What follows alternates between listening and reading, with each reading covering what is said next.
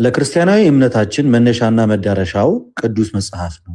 ቅዱስ መጽሐፍ በመንፈስ እግዚአብሔር እንደመጻፉ እምነታችንና ትምህርታችን በእርሱ ላይ የተመሰረተ ነው።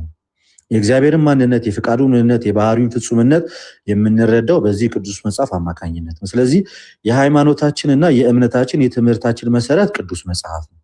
ከዚህም የተነሳ ከኛ ቤተ እምነት ውጪ ከሆኑ ሰዎች ጋር አስቀድመን የሃይማኖታችን መመስረቻና ትምህርታችን ምንጭ ከሆነው ከቅዱስ መጽሐፍ ነው የምንወያየው የምንለው ከዚህ አንጻር ነው እንጂ ገድላትና ድርሳናት የምናፍርባቸው የምንሸመቀቅባቸው ኦር ደግሞ መልስ በእነሱ ላይ የሌለን ሆኖ ሳይሆን መጽሐፍ ቅዱስን የሚያህል ትልቅ መጽሐፍ ወደ ጎን አድርጎ ሰው አስቀድሞ በገድላትና ድርሳናት ላይ ሊወያይ አይችልም የሚለው ይሄ ይያዝልን። ያንንም ደግሞ አስቀድመን በመጽሐፍ እንወያይ የምንለው ገድላት ድርሳናትን ለማቃለል ሳይሆን የሃይማኖታችን ምንጭ የሆነው አስቀድሞ ምን ስለሆነ ነው? መጽሐፍ ቅዱስ ስለሆነ ነው። ሰው ይሄንን በደንብ አድርጋችሁ ያዙ። ሌላኛው ቀደም እንዳሳየዋችሁ በሉትራን ቤተክርስቲያን ዘንድ ጥምቀት እንዳያችሁት የኃጢአት ስርየት for the forgiveness of sin የኃጢአት ስርየት ነው ይላል። በተቃራኒው ደግሞ ይሄው እና አጅሬን ደግሞ እናምጣው። እነዚህ ደግሞ አሉ። እነማን ናቸው እነዚህ?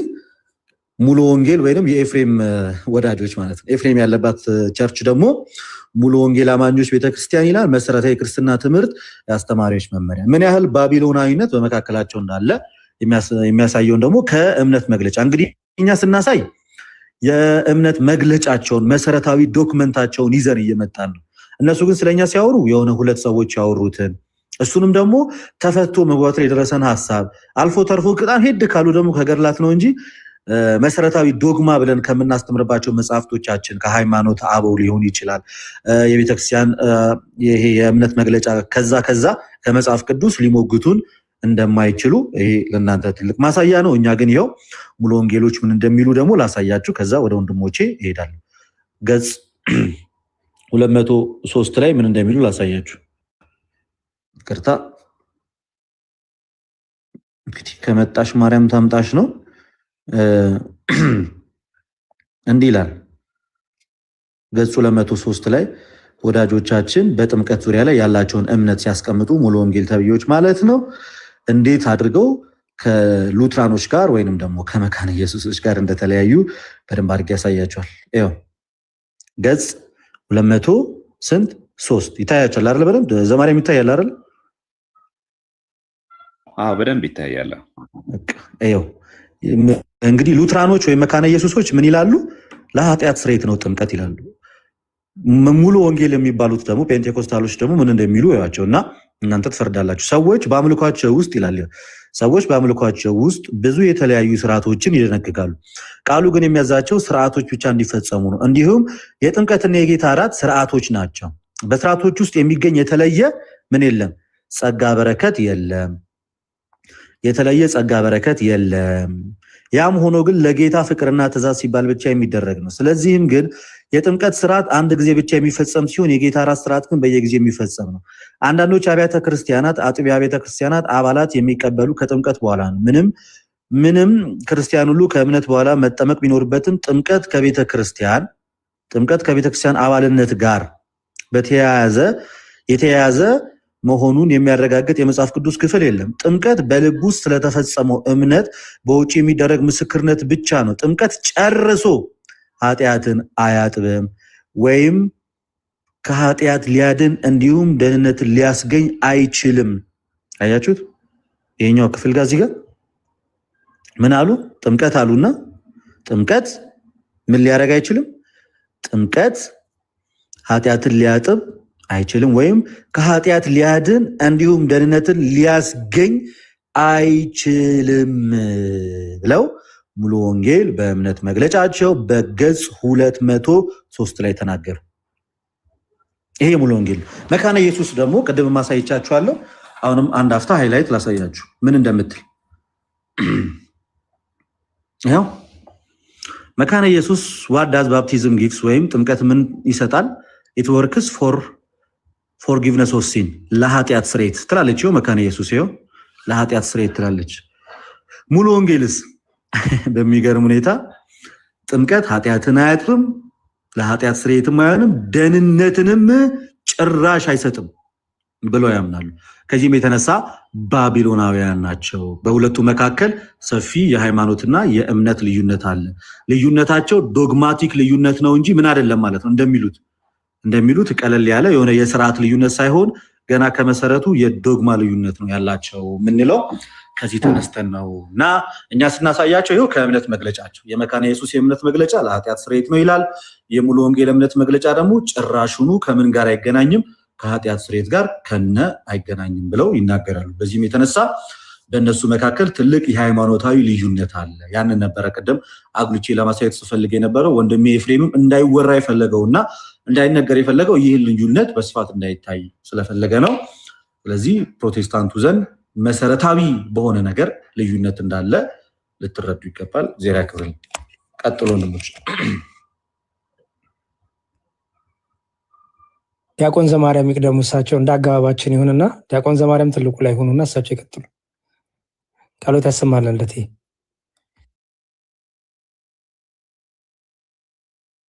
ቴዲ ይቀጥል፣ እንደያገባባችሁ ቀጥሉ።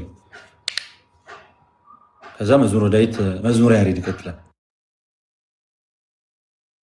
እሺ አይ ቲንክ ዲያቆን ትንሽ ደቂቃ እያሉ ነው። በቃ ትንሽ ደቂቃ ልውሰድና ሐሳብ ልስጥ። ሰው እንግዲህ የካውንስሉ አርማ ራሱ እኮ የሚናገረው ነገር አለ አይደል? የካውንስሉ አርማ ራሱ እኮ ልዩነት ነው የሚያሳየው አይደል? የተለያየ እምነት ልዩነት ያላቸው ስብስብ እንደሆነ የካውንስሉ አርማ ራሱ እዛው የካውንስሉ ዌብሳይት ላይ የአርማውን ዲፋይን ሲያደርጉ አርማው ላይ የተለያየ አይነት ከለሮች አሉና አርማው ላይ ያ ነገር ለምንድነው በዛ መልኩ የተሰራው ለሚለው ምክንያቱ መልሱ ምንድነው? እዛው የካውንስሉ ዌብሳይት ላይ እንደሚለው የአስተምሮ ልዩነት ወይም የቤተ እምነት ልዩነቶች ብሎን ያስቀመጠውና የታወቀ ነው። ምንም ይሄ የሚሻፈር አይደለም። በፕሮቴስታንቱ ዘንድ ያለው ልዩነት ማለት ነው። በሉተሪያን፣ በፔንቴኮስታል፣ በሌሎችም ያለው ልዩነት። ኤኒዌይስ ገሩ ላይ የተነሳውን ነገር ግን ጥቂት ነገር ላንሳ። ምክንያቱም አንደኛ ስክሪንሻት ነው ተይዞ የመጣው መጽሐፉ የለውም። ኤፍሬም መጽሐፉ የለውም። ባይ ዘ ወይ ብዙ ጊዜ በገድለ ተክለ ሃይማኖት ዙሪያ ሲያነሳ መጽሐፉ የለውም፣ ስክሪንሻቶች ነው የሚልኩለትና ግን መጽሐፉ የሚለውን ላሳይ።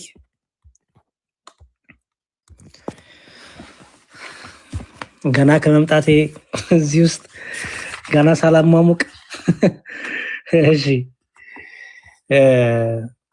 ይኸው ገድለ ተክለ ሃይማኖት ምዕራፍ 51 ጀምሮ ያለ ታሪክ አለ። ኦኬ እና ምን ይላል እዛ ላይ ከዕለታት በአንደኛው ቀን ዘወትር ይጠይቀው የነበረ ባለጸጋ በጅማ ውስጥ አንድ ጠንቋይ አለ ብሎ ነገረው። እየመራውም ሄደ። አባታችን ተክለ ሃይማኖትም ጠንቋዩን አግኝቶ በላዩ ሲያማትብበት ይላል አፍሮ ትቶ ሸሸ። ብፁዕ አባታችንም ሴቲቱን ይዞ ወደ በዓቱ አመጣትና የሃይማኖትን ነገር አስተማራት። አሳምኖ የምንኩስና ልብስም አለበሳት። ይህ ነገር በየስፍራው ሁሉ ተሰማ። በውስጣቸው የሚኖሩ ሰዎች ሁሉ ስለዚህ መሰከሩትና ብዙዎችም አጋንንትም ደግሞ እየጮሁ ወደ ዋሻው ደጅ ተጠጉ። ድምጻቸውም እንደ ጦርነት ቀን ፈረስና እንደ ብዙ ሰረገላ ድምጽ ነው። ከጮታቸው የተነሳ የዋሻይቱ አካባቢ ተናወጸ ይችላል። አባታችን ተክለ ሃይማኖትም አውቆ ደቀ መዛሙርቱን አትፍሩ አላቸው። ከደቀ መዛሙርቱም ወደ ደጅ ወጥቶ ስላማተበባቸው ድል አደረከን አሳፈርከን እያሉ ሁሉም ተበተኑ። ይህንም ሲናገሩ ደቀ መዛሙርቱ ሰሟቸው። ብፁዕ አባታችንም አጋንንትን ረገማቸው፣ እጅግን በረታባቸው፣ የሚያደርጉትን አጡ። ባሰበውም ነገር ሁሉ ጌታችን ኢየሱስ ክርስቶስ ይረዳዋልና ከሰይጣናትም ጦር የተነሳ አይፈራም ነበር። በአንዲትም ቀን አባታችን ተክለ ሃይማኖት በጸሎት ሳለ አንድ እንደ ወርቅ የሚያበሩ ሁለት ቀንዶች ያሉት ታላቅ ዘንዶ መጣ ይላል። ብፁዕ አባታችንም ሊውጠው ወደደ። ብፁዕ አባታችንም በላዩ ስላማተበበት ዘንዶ ከላይ እስከታች ተሰነጠቀ። ደቀ መዝሙሩን ጠርቶ እና ይህንን ዘንዶ እየው አለው። ደቀ መዝሙሩም አይቶ እጅግ ደነገጠ። ብፁዕ አባታችንም እስኪ ከንዳውና ልኩን እወቅ አለው። ቢከነዳውም 30 ክንድ ሆነ። ሰይጣንም አንተ ክፉ ሰው በየቦታው ሁሉ አስጨነቀኝ፣ አሁንስ ግን የሸዋን ምድር በሙሉ ተውኩልህ እያለ ከሩቅ ጮኸ። ይህንም ተናግሮ እንደ ትቢያ በድኖ እንደ ጢስ ጠፋ። ከዚያችም ቀን ወዲህ ሰይጣን መፈታተኑን ተው። ብፁዕ አባታችን ደቀ መዛሙርቱን ዛሬ እግዚአብሔር በእጅ ያዋረደው የሰይጣንን ተንኮል አያችሁን? በምን ተሰውሮ የነበረውን በእባብ በዘንዶ እየተሰወረ የክህደት ትምህርት የሚያስተምር ጣዖት የሚያስመልክ ለዘንዶ ለእባብ የሚያሰግድ የነበረው ሰይጣን በእባብ ገላ ተሰውሮ ሲያደርግ የነበረው በዘንዶ ውስጥ ተሰውሮ ሲያደርግ የነበረውን እግዚአብሔር አዋረደው። ኦኬ ክርስቶስ በተክለ ሃይማኖት እጅ ድንቅ ስራ ሰራ። ስለዚህ ምን አለ? ከእንግዲህ ወዲህ ግን በዚህ ቦታ አቅም የለውም። ያ በጣዖት የሚያስመልከው የክህደት ትምህርት የሚያስተምረው በዘንዶ የተመሰለው ሰይጣን በእባብ የተመሰለው ሰይጣን ማለት ነው። እሁድና ሐሙስ ቀን እባብ የገደለ የክርስቲያን ወገን ሁሉ ኃጢአቱ ይሰረይለታል። ምን ማለት ነው? ኤፍሬም እንዳለው ነው አይደለም። እሁድና ሐሙስ ቀን እባብ የገደለ ወደኋላ ገብታችሁ ስታነቡት አንደኛ በእነዚህ ቀኖች ውስጥ የጣዖት አምልኮ የባዕድ አምልኮ ይደረጉ ነበር። ለዘንዶ ይሰገዳል፣ ለእባብ ይሰገዳል። ይህንን የሚያደርግ ደግሞ ሰይጣን በእባብና በዘንዶ ውስጥ እያደረ ያስነበረ በእነዚህ ቀኖች ውስጥ። ስለዚህ ተክለ ሃይማኖት ብፁዕ አባታችን ተክለ ሃይማኖት ምን አለ? በክርስቶስ ትምህርተ መስቀል አማቶ ይህንን ዘንዶ ለሁለት ከሰነጠቀ ሰይጣናትን ድል ከነሳ በኋላ ደቀ መዛሙርት ምን አላቸው? በእነዚህ ቀኖች እባብ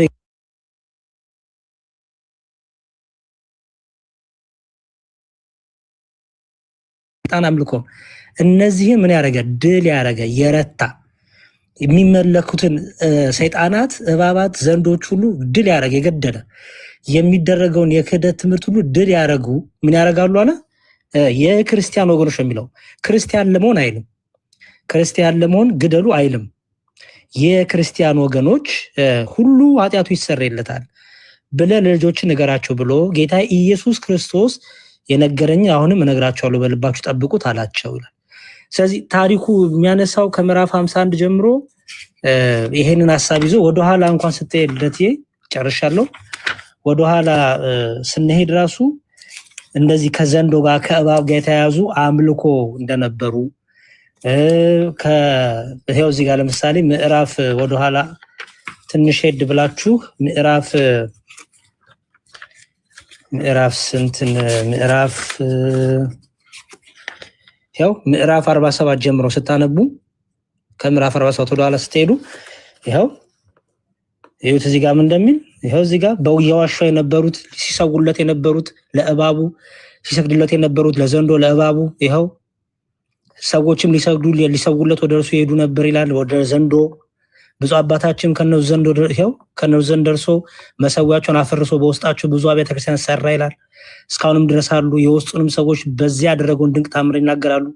ሀገረ ገዥም ይላል ዳግመኛ መርቶ አስቦ ወደሚባል ዋሻ በግራሪያ ውስጥ ካሉ መሳሪያን ሁሉ የሚከፋ መሰሪያን ወዳለበት ስፍራ ወሰደው። ብፁዕ አባታችን ተክለ ሃይማኖትም ይላል ይሁት በጌታችን በኢየሱስ ክርስቶስ ስም እየዘመረ እግዚአብሔር ጉልበቴ፣ መጠጊያዬ፣ መድኃኒቴ በጠራሁትም ጊዜ ከጠላቶቼ የምድንበት ረዳቴ፣ ከጥፋተኞችም ጠላቶች የሚያድነኝ ነው እያለ ከሩቅ ማማተብ ጀመረ ይላል። ወደኋላ ስትሄድ እነዚህ ነገሮች ሁሉ በዛ አካባቢ ሲደረጉ የነበሩትን የጣዖት መሰዊያዎች ይሄ አስማተኞች፣ መተተኞች ለዘንዶ የሚያስመልኩ ሰይጣናትን እባብን የሚያስመልኩ ሁሉ የነበረበት ቦታ ነበረና በዚህ መልኩ የተደረገ ተአምር ነው እንጂ ኤፍሬም እንዳለው በቃ ከነገር ድነት ጋር ተያይዞ ከዘላለም በቃ ህይወት ጋር ተያይዞ የተባለ አይደለም። ስክሪንሻት ይዞ ስለመጣ ሐሳቡ የለውም ኤፍሬም። እና መጽሐፉ ግን የሚያነሳው አንደኛ የክህደት ትምህርትን በእባብ በዘንዶ መስሎ ያነሳል። ሁለተኛ ደግሞ አክቹአሊ በዘንዶና በእባብ ገላ ውስጥ ተሰውሮ ሰይጣን ይመለክ ይሰገድለት መስዋዕት ይሰዋለት ስለነበረ ያንን ቀን እየጠበቁ የሚሰውለትን እባብ የገደለ ያንን ቀን እየጠበቁ ለሚሰውለት ያንን ዘንዶ ለገደለ ላዋረደ ከጣዖት አምልኮ ወደ አምልኮ እግዚአብሔር ላመጣ በእውነት ኃጢአቱ ይሰረይለታል እያለ የክርስቲያኖችን ጽናት ለክርስቲያኖች ብርታት ለክርስቲያኖች ያለባቸውን ከሰይጣን ጋር ያላቸው ትግል ያስተማረበት ክፍል ነው። ልደትዬ ይሄን ለማሳየት ነው። እግዚአብሔር ይስጥልኝ። ቃልዮት ያሰማልን። መዝሙር ያሬድ እግዚአብሔር አምላክ በእድሜ በጤና ያቆይልን። በጣም እናመሰግናለን። ደስ የሚል ማብራሪያ ነው የሰጠው። እውነቱን ለመናገር በጣም ደስ የሚል ነው። እግዚአብሔር የተመሰገነ ይሁን ስላደረክ ግልጽ የሆነ ማብራሪያ። ቲክቶክ ብዙ ነገሩ ተቀይሯል። ማተለቅ ምናምን ብሎ አይቻልም። ማሳነስ ማተለቅ ኤክስፓንድ ለማድረግ ራሴን ራሱ ግራ እየገባኝ ደስ የሚል ማብራሪያ የሰጠው በጣም እናመሰግናለን። በአቡነ ተክለ ሃይማኖት ገድል ዙሪያ ያው ብጥቅ ያለች ነገር ማርኬት የተደረገባት ነገር ነው ይዘው የመጡት የነበረው። እሱን እንግዲህ አይተንበታል። ያው ዋነኛው አንድ መርሳትና መዘንጋት የሌለብንን አንድ ነገር ደግሜ እዚሁ ጋር ላስረዳችሁ ከዚህ ፊትም ተናግረን ስለምናውቅ እንግዲህ በእኛ ቤተክርስቲያን ብዙ ጊዜ ሀሳቦች ይነሳሉ ቤተክርስቲያንን ለመተቸት፣ ለመሳደብ፣ ለማዋረድ አብዛኞቹ ከማስረጃ ውጪ የሆኑና ማስረጃውን በሌላ መንገድ ሽፍት ያደረጉ ከትክክለኛ ዶክመንት ጋር ያልተገናኙ በብዛት ከጥላቻ የመነጩ ስድቦች እንጂ የምናስተምረውን በደንብ ጠንቅቀው አውቀው አይ መጀመሪያ እኮ ኦርቶዶክስ ይሄን ታምናለች ይሄን ታስተምራለች ብለው አይደለም ወደኛ የሚመጡት። እንደዚሁ ምን ብለን እንስደባቸው ብለን እናዋርዳቸው በሚል እና እንደምታዩት ለሚጠየቀው ጥያቄ የተረጋጋ መልስ እንሰጣለን። በተረጋጋ መንፈስ በቂ አመርቂ መልስ እንሰጣለን። እኛ ደግሞ መልሰን እነሱ ስንጠይቃቸው ደግሞ እጅግ በጣም ኮንክሪት የሆኑ ዶክመንቶችን እያወጣን ነው የምናሳያቸው የምንሰጣቸው ሀሳብ ስንሰጣቸው እና ከዛ አንፃር እንዳትረሱት። ሌላኛው እኛ ሾርት ሚሞሪያሞች አይደለንም። ዮናስ ጴንጤ ነው እንዳትረሱ እሱን። ጴንጤ በነበረበት ሰዓት ላይ ጴንጤ ከመሆኑ በፊት ቤተክርስቲያናችንን እንዴት አድርጎ ሲናገር ሲሳደብ ምናምን እንደነበረ መቼም አንረሳውም። የማሽቃበጥ ስራ ሳይሆን እየሰራን ያለ ነው። ቦታው ላይ ግን ያስፈልግ ነበረ የሆነ ሰው ገብቶ መናገር ስለነበረበት ነው እንጂ እኔ መቼም ቢሆን ወደ ፕሮቴስታንት ሲሄድ ኦርቶዶክስ እንዴት እንደተናገረ እንዴት እንዳሸማቀቀ ምናምና እምረሳው ጉዳይ የለም። ለመጨረሻ ጊዜ እኔ ከሱ ጋር ያደረኩትን ውይይት አረሳ። ግን ቤተክርስቲያኒ ስሟ በተነሳበት ሰዓት ላይ እና ሚስ ኢንተርፕሬት ልትደረግ ባሰበችበት ሰዓት ላይ ገብቼ መልስ እሰጣለሁ። መልስ እሰጥ ግን እያሽቃበጥኩኝ ምናምን እያልኩኝ ሳይሆን መልስ መስጠት ያለብኝ እሰጣለሁ። እኛ ዮናስ ጋም ሆነ ሌላ ሰው ጋም ሆነ የኦዲየንስ ችግር የለብንም። በየትኛውም ሰዓት ገብተን እናስተምራለን። ማንም መጣ ማንም ሄደን አብረን የምናጨበጭበው ነገር የለም። ይህን ነገር እንዳትረሱት። ያለፈ ነገር ረስተን አሁን እንደ አዲስ ሆይ ሆይ እያልን እንዳልሆነ ግልጽ ሊሆንላችሁ ይገባል። ይህን ነገር እኔ አስረግጬ መናገር እፈልጋለሁ። ኦኬ፣ ያለፈውን ነገር ረስተን ድጋሚ አሁን እንትን አንልም። እሱ መብቱ ነው፣ እንደፈለገ መሆን ይችላል። ነገ ሙስሊም መሆን ይችላል፣ ነገ ኤቲስት መሆን ይችላል፣ ነገ ምንም መሆን ይችላል። እንደ ማንኛውም አይነት የቲክቶክ ላይቭ ፕላትፎርም ስለ ኦርቶዶክስ ሲነሳ ስለ ኦርቶዶክስ ለመመለስ እንጂ ዮናስ ሙሉነን ወደ ኦርቶዶክስ ለማምጣት የተደረገ ትግል አድርጋችሁ ልታስቡት አይገባም። እና ደግሞ ሁሉን ረስተን ዛሬ ጴንጤዎቹ ላይ ገልበጥ ብሎ እነሱን እየተናገራቸው ስለሆነ በርታልን አንተ የተወደድክ የማርያም ወዳጅ ልንለው አንችልም። መቼም አንረሳውም ያለፈውን ጊዜ። እሱ ነገር እንዳይረሳ። የቀረ ይቀራል። ኦኬ፣ እየቀረ ይቀራታል እንጂ እሱን አንረሳውም። አዮባ እንኳን ደህና መጣ፣ ባሮኬ እንኳን ደህና መጣ፣ ደምረው እንኳን ደህና መጣ፣ እኔ ስንድሮስ፣ መምህር በረከት አዝመራ ሁላችሁም እንኳን ደህና መጣችሁ። ድምጻችሁን አሰሙ።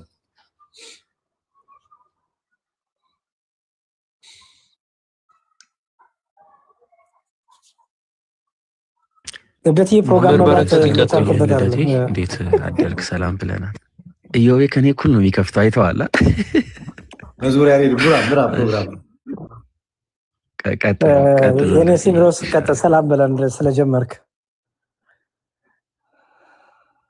እሺ። ያሬድዬ መዝሙረ ያሬድ ወንድም አለም ዘማርያም ባሮኬ መምህር በረከት ደምረው እዮቤ እንኳን ሰላም ቆያችሁ። ልደትም እንኳን ደህና ቆየህን። ከስር ያላችሁ ቤተሰቦቻችንም እንኳን ሰላም ቆያችሁ። እሺ እግዚአብሔር ይመስገን። እኔም ስለሰማው ድምጽ እንደሱለኛ መምህር በረከት ይቅር ይበሉን። ታላቅ ወንድም መምህር ሰው ያሉ እኛ ቀደምን ሰላም በሉን። ሰላም ብያለሁ ሁላችሁንም። ልደት በጣም ጥሩ ውይይት ነበረ። በጣም ደስ የሚል ሁኔታ ነው የተመለከትነው። እኔ አንድ ጉዳይ ለማሳየት ነው የገባሁት። ይሄ የኢትዮጵያ ኦርቶዶክስ ተዋሕዶ ቤተክርስቲያን ታሪክ አቡነ ጎርጎርዮስ የጻፉት መጽሐፍ ላይ ገጽ 72 ላይ የቦሩ ሜዳ ጉባኤ ክርክርን ያሳያል እና እዚያ ጉባኤ ላይ ይቅርታ አንዴ ልደትዬ ልመለስ፣ አንድ ደቂቃ በኋላ እመለሳለሁ። ችግር የለውም። እሺ ባሩኬ ሰላም። እሺ እንዴት አላችሁልኝ? ከእግዚአብሔር ከአባታችን ከጌታችንም ከኢየሱስ ክርስቶስ ጸጋና ሰላም ከሁላችንም ጋር ይሁን። ዲያቆን ያሬዶ፣ ዲያቆን ቴዲ፣ አዳምሻ፣ ለሜ፣ ኢዮባ፣ ተሙ፣ መምህር በረከት እንዲሁ ልደትሻ ሁላችሁም ሰላም ብያለሁ። ከታች ያላችሁ እህቶች ወንድሞችም ሁላችሁም ሰላም ይድረሳችሁ። ሰላማችሁ ይድረስኝ። አሜን። ብሩክዬ እኔም ድምፅን ስለሰማው ደስ ብሎኛል። ኢዮባ ቀጥል፣ ሰላም ብለን። ሰላም እንዴት አላችሁ? ሰላም ክርስቶስ ይብዛላችሁ። ሁላችሁንም ቃልዎት ያሰማልን። እሺ ኢዮባዬ ሰላም ብያለሁ። አንተንም ድምፅን ስለሰማው ደስ ብሎኛል። ደሜ ሰላም ብለን። ሰላም ብያለሁ። ሁላችሁንም እንዴት ናችሁ? እግዚአብሔር ይመስገን። ያሬዶ ስላየው ደስ ብሎኛል። እዚህ ያላችሁ ወንድሞች ሁላችሁንም ዘማርያም፣ ሴንትሮስ፣ ባሮክ፣ ኢዮባ፣ በረከት፣ ተመስገን ሁላችሁንም ሰላም ብያለሁ። ትንሽ እኔ አንድ ሀሳብ መስጠት የምችለው ምንድነው ይቅርታ አድርግልኝና እንግዲህ ስለ ዮኒ ማኛ ነው የኔ አመለካከት። የልደት አመለካከት ተናግሯል። ትክክል ነው። ቤተክርስቲያን በዛ ልክ ተናግሯል። እኛ አዝነናል፣ ልባችን ወድቆ ነበረ በጣም በሚያስገርም ሁኔታ። ነገር ግን ዛሬ ላይ ያንን ነገር ይቅርታ ብሎ ልጁ ይቅርታ ጠይቋል። ቤተክርስቲያን የማይገባት ነገር ተናግሬያለሁ ብሎ ተናግሯል። አሁን የዛሬ ዓመት የነበረው ዮኒ ማኛና ዛሬ የነበረው ዮኒ ማኛ አንድ አይደለም። በጣም በሚያስገርም ሁኔታ በቃ ሰዎች ከሚነግሩት ነገር የተነሳ የእግዚአብሔር ቃል ነገር እየተረዳ ቤተክርስቲያንን እያወቃት እየመጣ ነውና ዮኒ ማኛ ላይ አሁን የቤተክርስቲያን ጥላቻ አለበት ብዬ እኔ በታምር አልናገርም። እሱም ከዚህ በኋላ እንደዚህ የቤተክርስቲያን ጥላቻ ይኖርበታል ብዬ አይደለም። ምክንያቱም ከሚሰማው ትምህርት አኳያ ማለት ነው። ግን ከዛ በፊት ያደረጋቸው ስድቦች ይቅርታ ጠይቋል። ከይቅርታ በላይ ምን አለ? ኦኬ ደሜ እሱን አሁን ይኸውልህ ይቅርታ ጠይቋል አልጠየቀም ምናምን እሱ እኛ የሚመለከትን ነገር አይደለም። እና ከዛሬ ፕሮቴስታንት ከመሆኑ በፊትም እኮ ኦርቶዶክስን በቃ አሁን አናብራራም። የኔ ንግግር ይበቃል። እዛ ላይ አንተ መልስ መስጠት አይጠበቅብህም። እኔ የተናገርኩት ንግግር በቃ ማርክ አድርገህ እሱን ብቻ ያዘው። ራስህ ላይፍ ስትከፍት በራስህ ቤት ታብራራለህ። ምንም አንፈልግም። we don't need any explanation። ይቅርታ ጠይቃል ጠየቀ አይመለከተንም። እዚህ ሚዲያ ላይ በቆየንበት ባለፉት 4 እና 3 አመታቶች ውስጥ ግን እዛና እዚህ ያለ እዛ የነሱን ይቅርታ ይጠይቃል፣ እኛ ጋር ሲመጣኛን ይቅርታ ይጠይቃል። ኢትስ ኦኬ። እኛ አሁን ምንም ስለ እሱ አጀንዳችንም አይደለም ጉዳያችንም አይደለም። ምንም ችግር የለውም። ከመጣ እናስገባዋለን። ግን የማሽቃበጥም ሆነ ምናምን አሁን እኮ እንደዚህ ብሎናል ምናምን ነገር ብለን የምናልፈው ለማቀራረብ ምናምን የምንለው ነገር የለም። እሱ ምንም ችግር የለውም። ይቅር። እኔ በተናገርኩት ንግግር እሱን እንደ መዝጊያ ንግግር አድርጋችሁ ያዙት። አሁን ወደ ርዕሰ ጉዳያችንና ወደ መጣንበት ዓላማ እንሄዳለን። ከዛ በፊት አንድ መልእክት ብቻ ላስተላልፍ። ነገ እንግዲህ ወደዚህ ዓለም ከተቀላቀልኩ የሆነ አመት የሆነኝ ቀን ነውና 600,000 ተከታይ ልገባ 500 ሰው ብቻ ነው የቀረኝ። ስለዚህ ነገ ልደቴን ሳከብር 600,000 ሰው ገብቼ እንዳከብር የልደት ስጦታችሁ እንዲሆን ፎሎ ያደረጋችሁ ሰዎች ፎሎ አድርጉኝ። በእመቤታችን በድንግል ማርያም ቀን የተወለድኩበት ቀን ስለሆነ ፎሎ አድርጉኝ። 600,000 ልግባና ከዛ ልደቴን አከብራለሁ። ነገ የተወለድኩበት ቀን ነው ለማለት ነው። ቀጥሉ መምህር።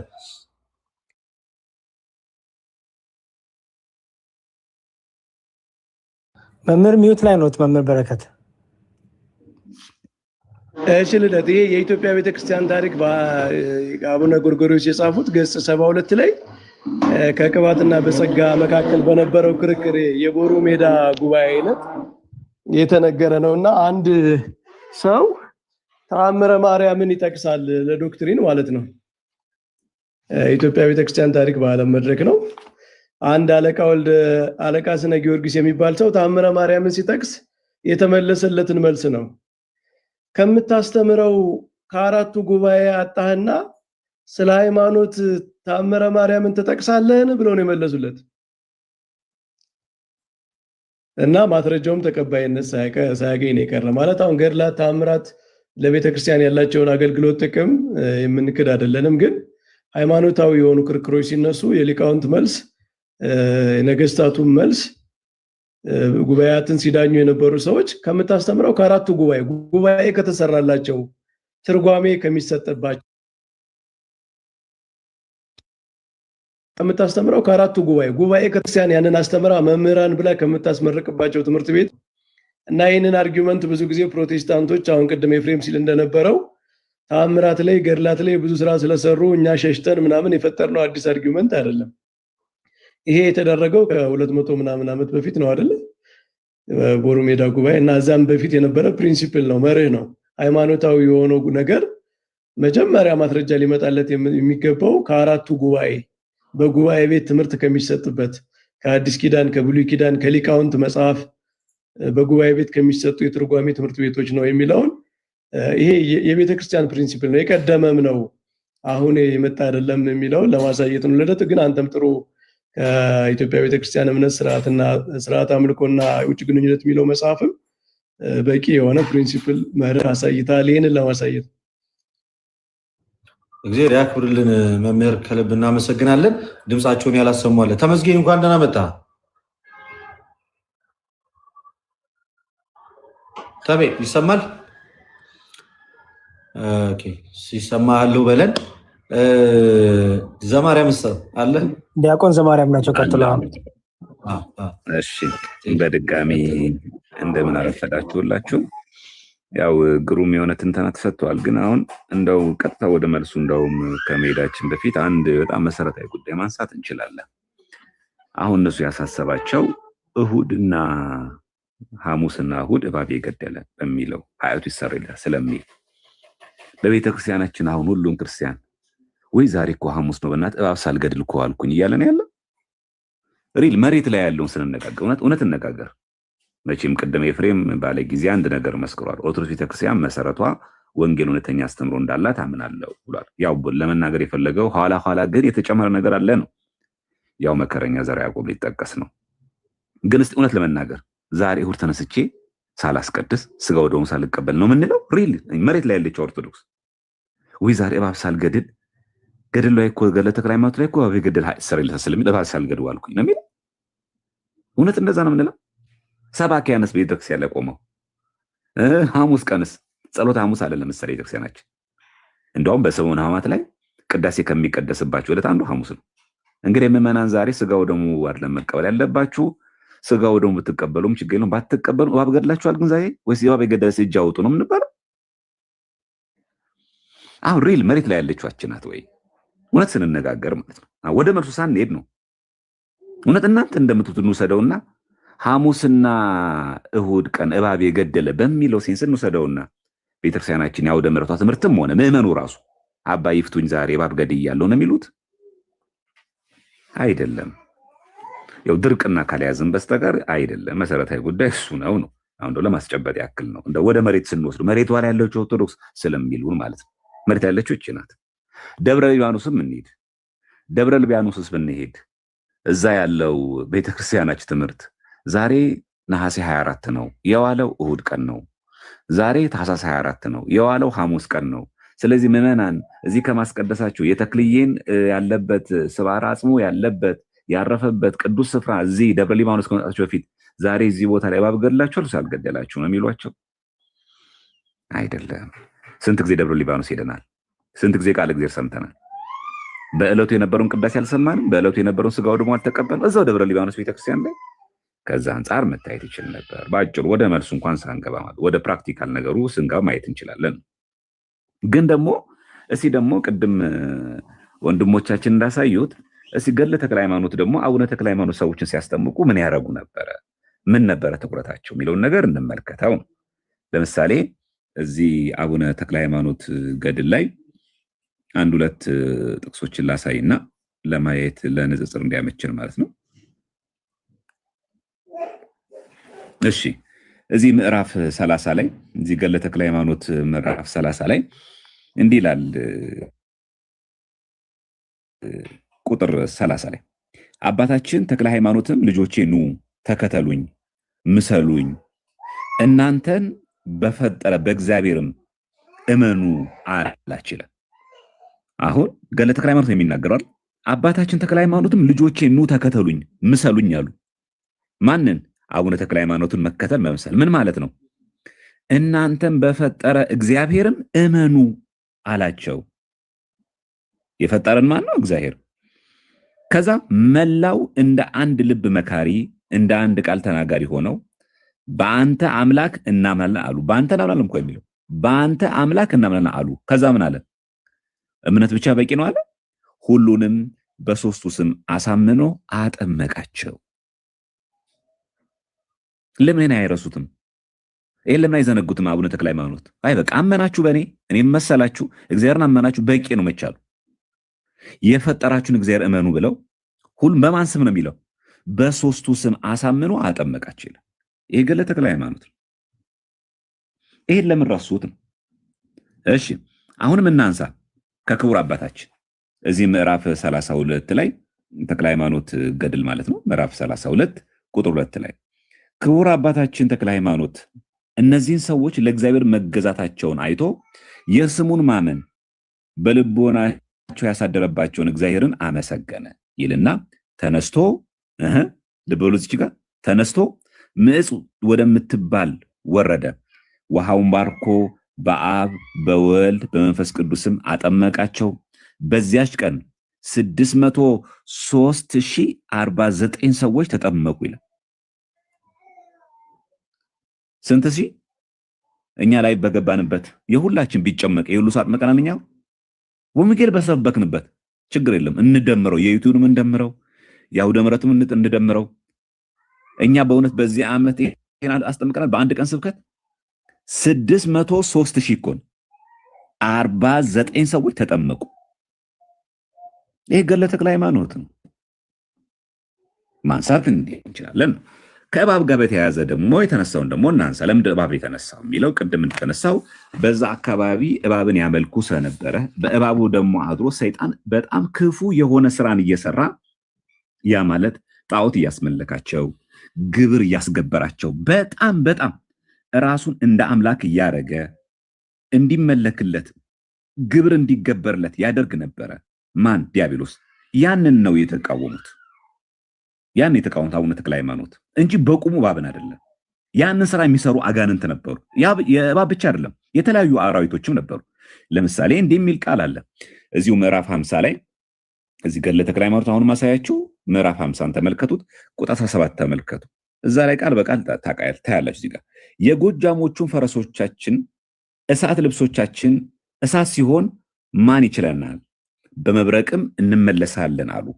ይህንንም ሲናገሩ ምሽት በሆነ ጊዜ ሁሉም ከአባታችን ዋሻ ስር ተሰብስበው ክፉ ስራቸውን ጀመሩ። ዋሻ ውስጥ የነበሩትን አራዊቶች ተመልከቱ። አጋንንት ምን ያክል በምን እየተመሰሉ ሰውን ሲፈትኑ እንደነበሩ። እኩሌቶቹ እሳት ከአፋቸው ያናፋሉ፣ እኩሌቶቹ እንደ ጅብ እንደ አንበሳ ይጮሃሉ፣ ከነርሱም እንደ እባብ የሚያፏጩ አሉ፣ እንደ እንቁራሪት እንደ ግርማ ሌሊት የሚጮሁ እንደ ዝንጀሮም የሚጮሁ አሉ። አጋንንት ምን ያክል አጋንንት ስራ እንደሚሰሩ ተመልከቱ። ያ ማለት በአካባቢው የነበረው ሰው ሲያመልክ የነበረው ባዕድ አምልኮ የሚያሳየው ይሄንን ነው። እባብ ደግሞ እንደምታውቁ በመጽሐፍ ቅዱስ ላይ በቁሙ እባብ አይደለም እኛ ምን ተረጉመው ክፉ የሆነ የዲያብሎስ ስራ የሚሰሩ ሰዎች አሉ። እንዲህ የሚል ስላለን ማለት ነው። አንድ ሁለት ላሳይ ከዚህ ላይ ማለት ነው። እዚህ ተአምር ላይ እንደውም ተአምረ ተክለ ሃይማኖት ላይ መጨረሻው ክፍል ላይ ተአምር 4 ላይ እንዲህ ይላል። በደብረ ሊባኖስ የሚኖሩ ገዳማውያን ስለ ውሃ መቅዳት ቀድሞ ስርዓት ነበራቸው። ቀድሞ የሄደ በቅድሚያ ውሃ ይቀዳል፣ በኋላም የሄደ እንዳመጣጡ በኋላ ቀርቶ ይሄድ ነበር ይልና ከዕለታትም በአንድ ቀን በኋላ የመጣው በፊት የመጣውን የቅድሚያ ተራውን ወስዶበት ወረፋውን በነጠቀው ጊዜ የቀድሞ አባቶችን ስርዓት ስለምን ታፈርሳለህ? አሁንም ያለ ተራ እንዳትቀዳ በአባታችን በተክለ ሃይማኖት ስም አምልሃለሁ አሉ። ሰውየው ግን እምቢ ብሎ ቅድሚያውን ለመያዝ የውሃ መቅጃውን እንስራ በምንጩ አጠገብ አስቀመጠው። በዚያ ጊዜ ሰውየው የጻድቁ ስም ያማለውን መሐላ ባለመስማቱ ከውሃው ጉድጓድ ውስጥ ታላቅ እባብ በቁጣ መላሱን ያውለበለበ ይነክሰው ዘንድ ወጣ። ስለዚህ ልክ አሁን እባብ ሲባል የክፋትን የተንኮልን የዲያብሎስን ብቻ አይደለም ለቁጣም ይታዘዛል። ልክ ኤልሳ አንተ መላጣ ባሉት ጊዜ ድቦች ወጥተው እንደበሉት በሙሴ ጊዜ ለቁጣም ይላካል። ልክ አሁን እባብ ስለኛ ገድለ ተክለ ሃይማኖት ስናገኝ በቃ ያ ዲያብሎስ ብቻ ነው እያልን አይደለም። ዘንዶ ሊያዝ ይችላል፣ አንበሳ ሊያዝ ይችላል። ምክንያቱም ፍጥረት ሁሉ ለእግዚአብሔር ስለሚገዛለት ምንም ጥያቄ የለውም። ኤልሳም በረገሙት ጊዜ ድቦቹ መጥተው እንደበሏቸው፣ እግዚአብሔርን ባሳዘኑት ጊዜ እባብ መጥቶ እንደነደፋቸው ይታዘዛል። ለቁጣ ይታዘዛሉ ምንም ስለማይደረግ። ግን መሰረታዊ ግን ሐሳቡ ሐሙስና እሁድ ቀን እባብ የገደለ ማለት በሰዓቱ እዛስ የነበሩ ሰዎች ዘንዶውን እያመለኩ እባብን እያመለኩ ሲገብሩ እንዳውም ግደሉት፣ አምላክ እንዳይመስላችሁ፣ ፈጣሪ እንዳይመስላችሁ እናንተ የምትገብሩለት ተራ እንስሳ ነው፣ ግደሉት በቃ ማለት ነው። መግደል ሲባል ደግሞ በእኛ መግደል ስንል እንግዲህ ያው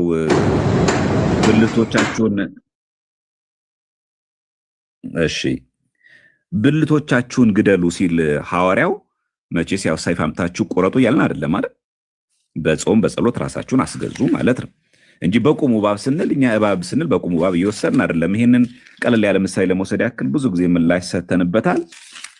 እንዲህ የሚል ቃል አለ በዚህ መጽሐፍ ቅዱሳችን ላይ ታላቅ ምልክት በሰማይ ታየ፣ ፀሐይን ተጎናጽፋ ጨረቃ በእግሮቿ በታች ላይ ያላት በራሷ ላይ 12 ከዋክብት አክሊል የሆነላት አንዲት ሴት ነበረች። በእመቤታችን ካወራ በኋላ እንደዚህ የሚል ቃል እዚች ጋር ነው የምፈልጋት።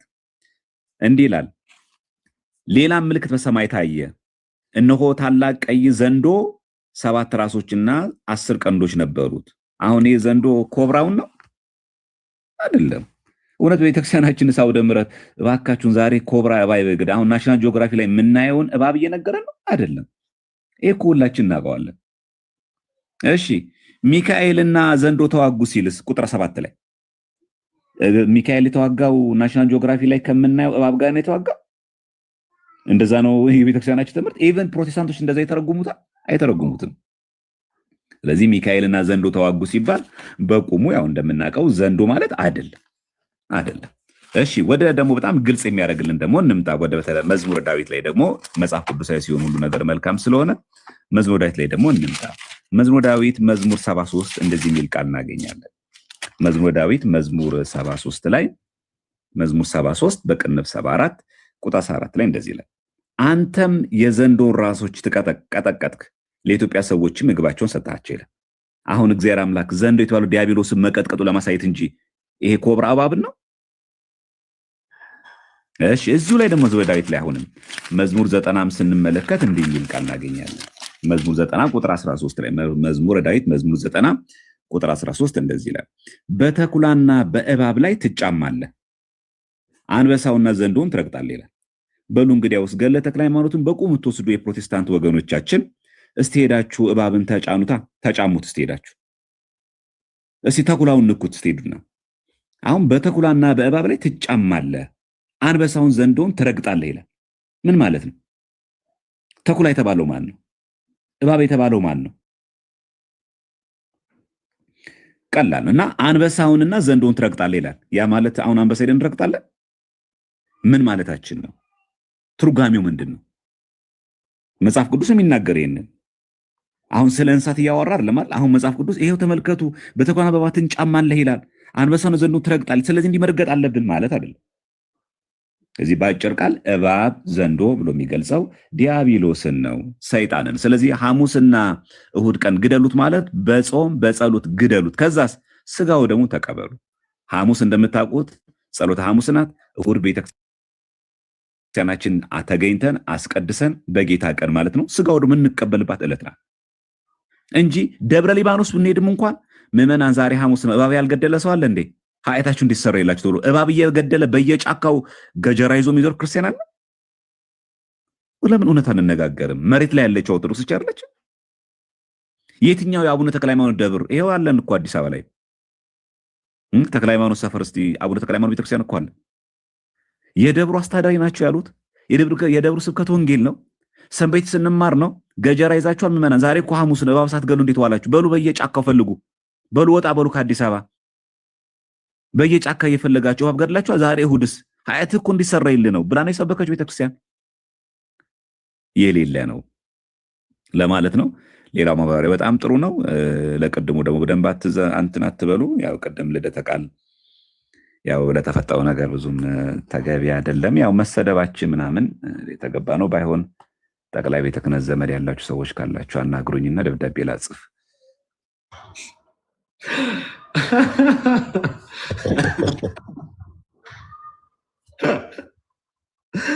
ቃል ያሰማል። አዎ ደብዳቤ አምጣ።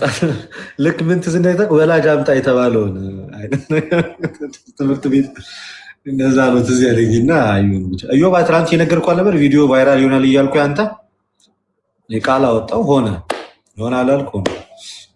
እያየሁ ነበር እዮብ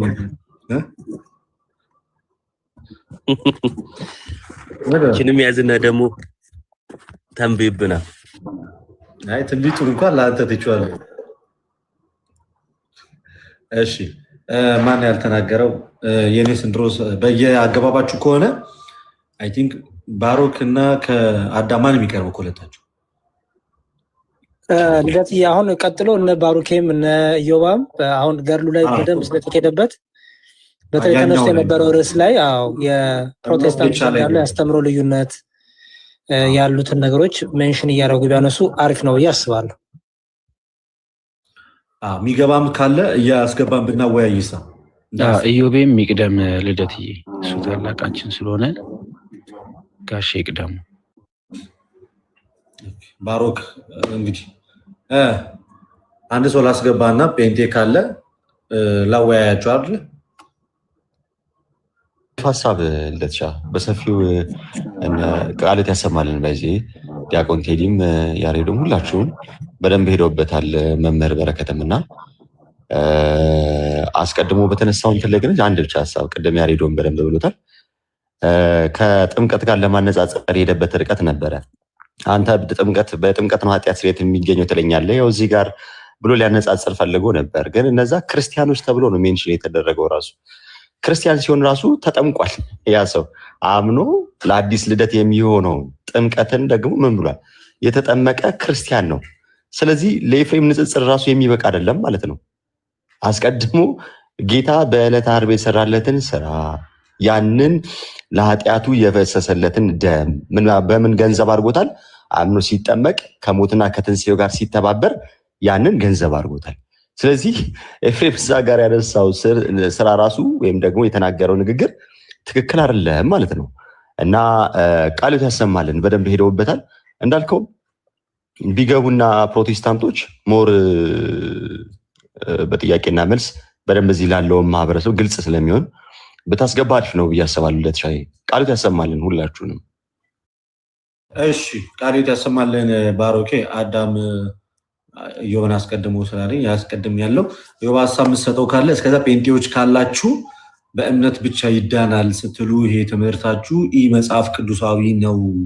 በመካከላችሁም ራሱ የሰማይና የምድር ያህል ልዩነት አለ። ከቻላችሁ ለኤፍሬም ባለጊዜም ሼር አድርጉለት። እምነቱን ዲፌንድ ማድረግ ይችላል። ኤፍሬም ባለጊዜንም ኤርሚያስንም የትኛውንም ሰው ሼር ልታደርጉላቸው ትችላላችሁ። መጥተው እዚህ መወያየት ይችላሉ። ጴንጤዎች ካላችሁ አስገባለሁ። እስከዛ ድረስ የሆነ የምትለው ነገር ካለ ጴንጤዎች ሪኩዌስት እስኪልኩ ድረስ ያው አስቀድሞ ቃልት ያሰማልን። እግዚአብሔር ይስጥልን ለሁላችሁም። ያው ቀለሜ እንትን ማን ነው ያው ኤርሚያስ ከመጣ በኋላ ምናምን ያለው ላይ አንድ ነገር ልበልና በገድሉ ዙሪያ ስለተባለ ኤርሚያስ ከመጣ በኋላ ነው የገድላት የሃይማኖት መከራከሪያ አይደሉም የተባለው የሚል ነገር አንስቷልና እኔ እድሜውን በጣም ይሰቅልበታል። እሱ ወጣት ነኝ እያለ እንግዲህ አስበው የቤተክርስቲያን ታሪክ በተጻፈበት ዘመን እሱ የነበረ ከሆነ የሰውዬ ወደ መጃጀቱ ሄዷል እንደማለት ነው። ብዙ ሌሎች ማስረጃዎችም አሉ።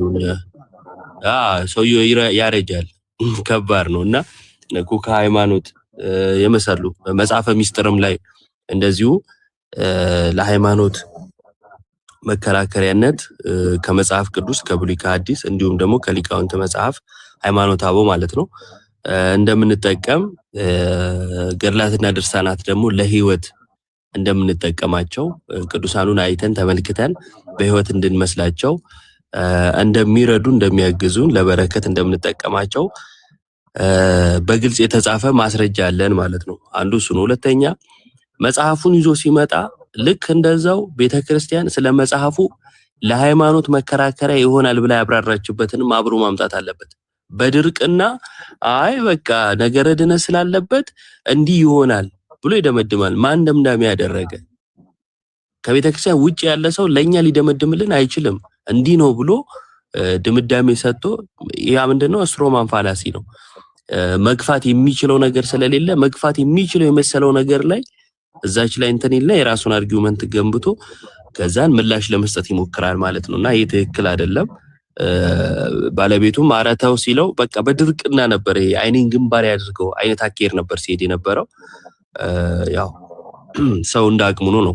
ሁለተኛው ወደ መሰረታዊ ነገር ወደ ልዩነታቸው ስንሄድ ትራዲሽን ነው እንጂ ልዩነት የለንም የሚል ነገር ተጠቅሞ ነበርና እንዴት ነው ቃላት አጠቃቀም ላይ ትምህርት ላይ እንዴት ነው ሰው ጥምቀት በትራዲሽን ውስጥ ያለ ግን ደግሞ ዶግማ የሆነ ትምህርት ነው።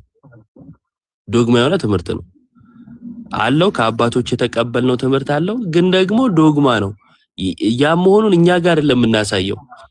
እዛው በመካነ ኢየሱስ የእምነት መግለጫ ላይ ጥምቀትን የማይቀበሉትን ከአጋንንት ጋር እያነጻጸረ ነው የሚጽፈው። ምክንያቱስ መሰረታዊ ስለሆነ። ከዛስ ጥምቀትን ለድነት የማይሉትን አይድኑም ብሎ ነው የሚዘጋው ማለት ነው። ድነትን የማያገኙ አድርጎ ነው የሚዘጋው መሰረታዊ ስለሆነ ነው ማለት ነው። ከኛ አንፃር ብቻ ሳይሆን ከራሳቸው አንፃር ስንመለከተው ይሄ መሰረታዊ ትምህርት ነው እነማጋ መካነ ኢየሱስ ጋር። እሱ ግን ስለሚለይ አንድነን ለማለት እኔ በጣም ነው የሚያስቀኝ። የነሱ ልዩነት ሲወራ እኛ ጋር መጥቶ የማብጋት ነገር አለ። ይሁን እኛ ጋር ልዩነት ቢኖር እነሱን አንድ ያረጋቸዋል እንዴ? አያረግም። መጀመሪያ የራስን ጨርስ።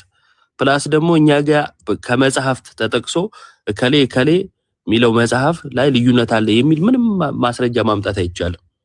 ሰዎችን ማምጣት ከተቻለ ሰዎች በተረዱት መልኩ ሊያብራሩ ይችላሉ። መረዳታቸው ላይ ስህተት ሊኖር ይችላል። ቤተክርስቲያንን ተሳሳች ያደርጋታል? አያደርጋትም። ሰውየው ይታረማል። በምን? በቤተክርስቲያን ትምህርት። ይሄ ከነሱ የሚለየን ነው። ምን ማለት ነው መሰላችሁ? እነሱ ጋር ለምሳሌ አንድ ሰው ተነስቶ ጌታ ኢየሱስ ከድንግል ማርያም ስጋን አልነሳም ብሎ ሊያምን ይችላል። ስጋ ነስቷል ብሎ የሚያምንም ይኖራል። ስጋ አልነሳም የሚለውን የሚመልሱበት ምንም አይነት መሰረት የላቸውም።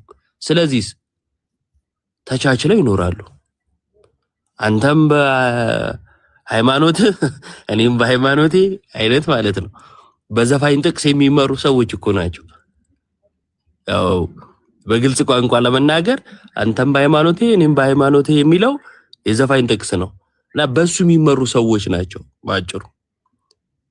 ብዙ ትምህርቶቻቸው እንደዚህ ስለሆኑ ማለት ነው።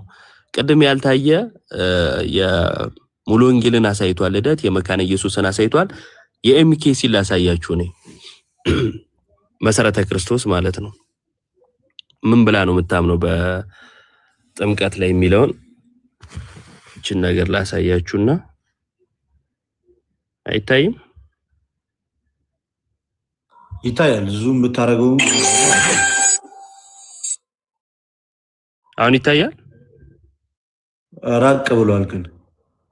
እሺ እኔ ላንብብላችሁ የውሃ ጥምቀት የሚለውን።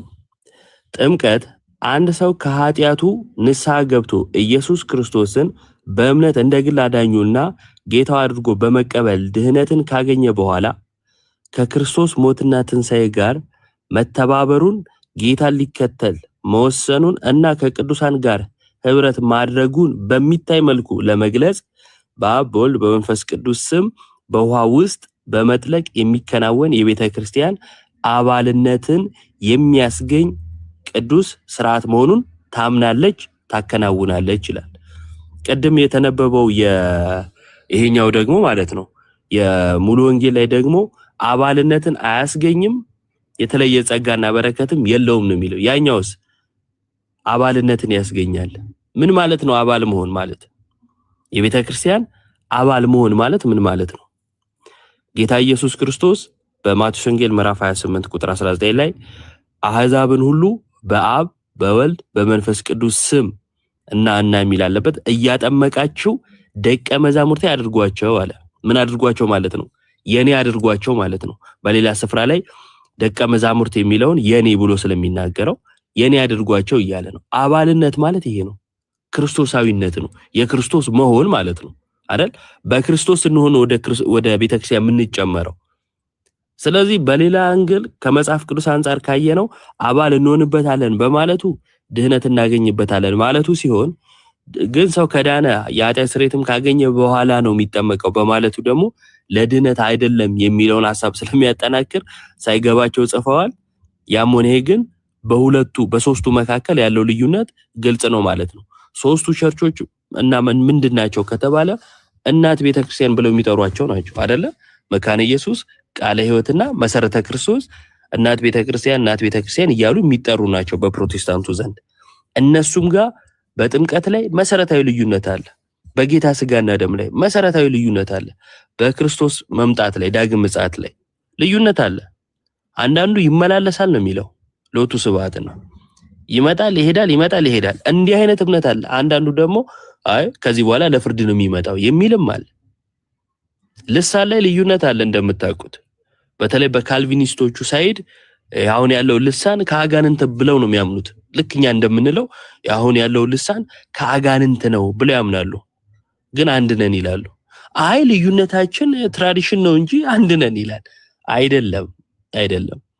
መጽሐፍ ቅዱስ በግልጽ ቋንቋ በክርስቶስ ትምህርት የሌለ ምን የለውም ይላል? አምላክ የለውም ይላል። ስለዚህ ሚዛናችን መጽሐፍ ቅዱስ ከሆነ በክርስቶስ ትምህርት ነው ወይስ አይደለም ነው ማመን አለብህ ማለት ነው። በክርስቶስ ትምህርት አለ ብለህ ካመን አይ እኔ ማምነው እንደሱ አይደለም ካልክ አንተ ነህ ማለት ነው በክርስቶስ ትምህርት ያለው በአንተ እምነት። እሱ በክርስቶስ ትምህርት የለም። ለምሳሌ ልሳን ላይ አሁን ያለው ልሳን መጽሐፍ ቅዱሳዊ ነው ይላል አይደል ኤፍሬም? ይሄ አራራም ጨራራም እሱ የክርስቶስ ትምህርት ነው። ምክንያቱም እንደዛ ብዬ ማምነው የክርስቶስን ትምህርት ነው ብሎ ስለሚያምን። አሁን ልሳን ያለው ከአጋንንት ነው የሚሉትስ በክርስቶስ ትምህርት አይደሉም እያለን ነው ማለት ነው በተዘዋዋሪ። ስለዚህ አምላክ የላቸውም ዳዊት ፋሲልን ጨምሮ ማለት ነው ካልቪኒስቶቹ። በጥምቀት ላይ ጥምቀት ለድህነት አይደለም የሚለው የክርስቶስ ትምህርት ከሆነ ለድህነት ነው የሚለው የክርስቶስ ትምህርት አይደለም ማለት ነው። ነው የሚለው የክርስቶስ ትምህርት ከሆነ አይደለም የሚለው የክርስቶስ ትምህርት አይደለም። ስለዚህ አምላክ የላቸውም ወይ መካነ ኢየሱስ ወይ ፔንቴኮስታሉ እነ ኤፍሬም ማለት ነው። በጌታ ስጋና ደም ላይ እንደዚሁ ልዩነታቸውን ስናነሳ ዶግማ የሆነ መሰረታዊ የሆነ ፕላስ ራሳቸው ያብራሩትን ነው ከራሳችን አይደለም። እንዲህ ሊሆን ይችላል የሚል የራሳችን ማብራሪያ ሰተን አይደለም። እነሱ እኮ ገድላትን እንዲህ ሊሆን ይችላል ብለው የራሳቸውን ማብራሪያ ሰተው ነው የሚተረጉሙት አይደል? እኛ ይሄው የጻፉትን የእምነት መግለጫቸውን እምነቴ ነው ተረዱልኝ ያሉትን የተረዳንላቸው እሱ ላይ ልዩነታቸውን አሳየናቸው። መጨረሻው ምን ሆነ? በመንግስት ደረጃ እንደው ሰብሰብ በሉ ለቁጥርም ቸገራችሁን ተብሎ ተሰበሰቡ ነው። በሃይማኖት አይደለም። እግዚአብሔር ይስጥልኝ። አሚን። እግዚአብሔር ይስጥልን። በጣም እናመሰግናለን። ቃሌት ያሰማልን። ናቲሻ እንኳን ደህና መጣ። ናቲ ውይይቱ ላይም ሲከታተል ነበር። እውነቱን ለመናገር አዳም የምትጨምረው ሀሳብ አለ ወይስ ጴንጤዎችን እናስገባ አላችሁ? ፕሮቴስታንቶች ይህንን ቲም መግጠም የምትችሉ እውነት እንዲህ ሲሰበሰብ ትንሽ ያስፈራል።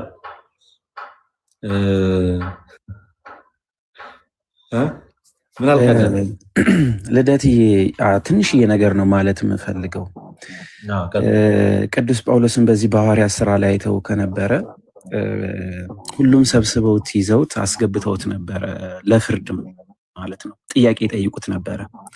በአንድ አዳራሽ ተሰብስበው የነበሩት ግን በሚያምኑት መሰረት ግን አንድ አይነት አልነበሩም። ሰዶቅያና ፈሪሳውያኖች ነበሩ። ጌታችን ኢየሱስ ክርስቶስንም ሲያሳድዱ የነበሩት ግማሹ ሰዶቅያዊ ነው፣ ግማሹ ፈሪሳዊ ነው። በአቋም አንድ አይደሉም። ሁለቱም የሚጠላሉ የሚገፋፉ ናቸው። ፈሪሳውያኖች ትንሣኤ ሙታንን ይቀበላሉ። ሰዶቅያን ደግሞ ከሞት በኋላ ሕይወት አለ ብለው የሚያምኑ አይደሉም። ነገር ግን ለሚፈልጉትና ማጥቃት የሚፈልጉትን አካል ለማጥቃት ግን በአንድነት ይቆሙ ነበረ። ስለዚህ ቅዱስ ጳውሎስ የተጠቀመውን ነገር ካስተዋልከው መጨረሻ ላይ እኔ ፈሪሳዊ ነኝ ብሎ ተናግሮ ነበረ። ስለዚህ ፈሪሳይና ሰዶቅያኖች ተበጣብጠው እሱ ላይ ሊፈርዱ የመጡት ጥለው ወጥተው ነበር። ዛሬ እየተመለከትን ያለነው ልደት አንዲቷ የሆነቿን ቤተክርስቲያን አንዲት የሆነችን የሃይማኖት መሰረት ይዛ የምትመጣውን ቤተክርስቲያን ለመበተን በዚህ ልክ ነው ሰዶቃውያንና ፈሪሳውያን አንድ ለት እየሰሩ ያሉት። ልክ አሁን አንተ ቅድም እንዳሳየኸው ኢዮቤ እንዳሳየው የሆነች ቁንጽል የሆነች ነገር ነጥለው አውጥተው ሰዎችን ይሄ ምንድነው አይምሯቸውን በክሎ ሰዎች እንዳያስተውሉ አድርጎ ምናምን መበተን ዓላማው ይሄ ነው እንጂ ለክርስቶስ ቆሞ ከሆነ ጌታችን መድኃኒታችን ኢየሱስ ክርስቶስ ያስተማራቸውን ትምህርቶች ሲጠየቁ በአግባቡ ይመልሱ ነበር። የመጀመሪያው መች ጥምቀት ያድናል ብሎ አመነ። ግማሹ ያድናል ሲል ግማሹ አያድንም ይላል። ግማሹ ጥምቀት ለኃጢአት ስርየት ነው ሲል አይ ጥምቀት ለመታጠብ ብቻ ነው ስራ ለመፈጸም ነው ይላል። ግማሹ ለምን ተጠመቅ ሲባል አይ እኔ የተጠመቅኩት እኮ ስርዓት ልፈጽም ነው፣ ባትጠመቅ ምን ትሆናለህ ሲባል አይ መጀመሪያም አላመንኩም ማለት ነው። አለማመንን ያጎደለው እምነት ነው ጥምቀት ነው ሲባል መመለስ ይፈራል። ስለዚህ እንደነዚህ አይነት የሆነን አቋም ይዞ እየመጣ ኦርቶዶክስ ተዋሕዶ ቤተክርስቲያንን ለመተቸት ዝቅ አርጎ ለማሳየት እምነት አቋም እንደሌላት አርጎ ለማሳየት ሲጥር ኦልሞስት ሁሉ ጊዜም በጭንቅላት የሚመጣው ሰዶቃያና ፈሪሳውያን ናቸውና በጣም ጠንክረን መሰረታዊ ነገሮች ላይ መሄድ አለብን። እግዚአብሔር አምላክ ይስጥልኝ። መምህር ዘማርያም፣ መዝሙር ያሬድ፣ ኢዮቤ፣ ናቱ፣ ባሮኬ እግዚአብሔር አምላክ ይስጥልን። ልደትዬም እግዚአብሔር አምላክ ይጠብቅ። አሜን። አዳምሻ አሜን። እሺ ደስ የሚል ጊዜ ነበረን።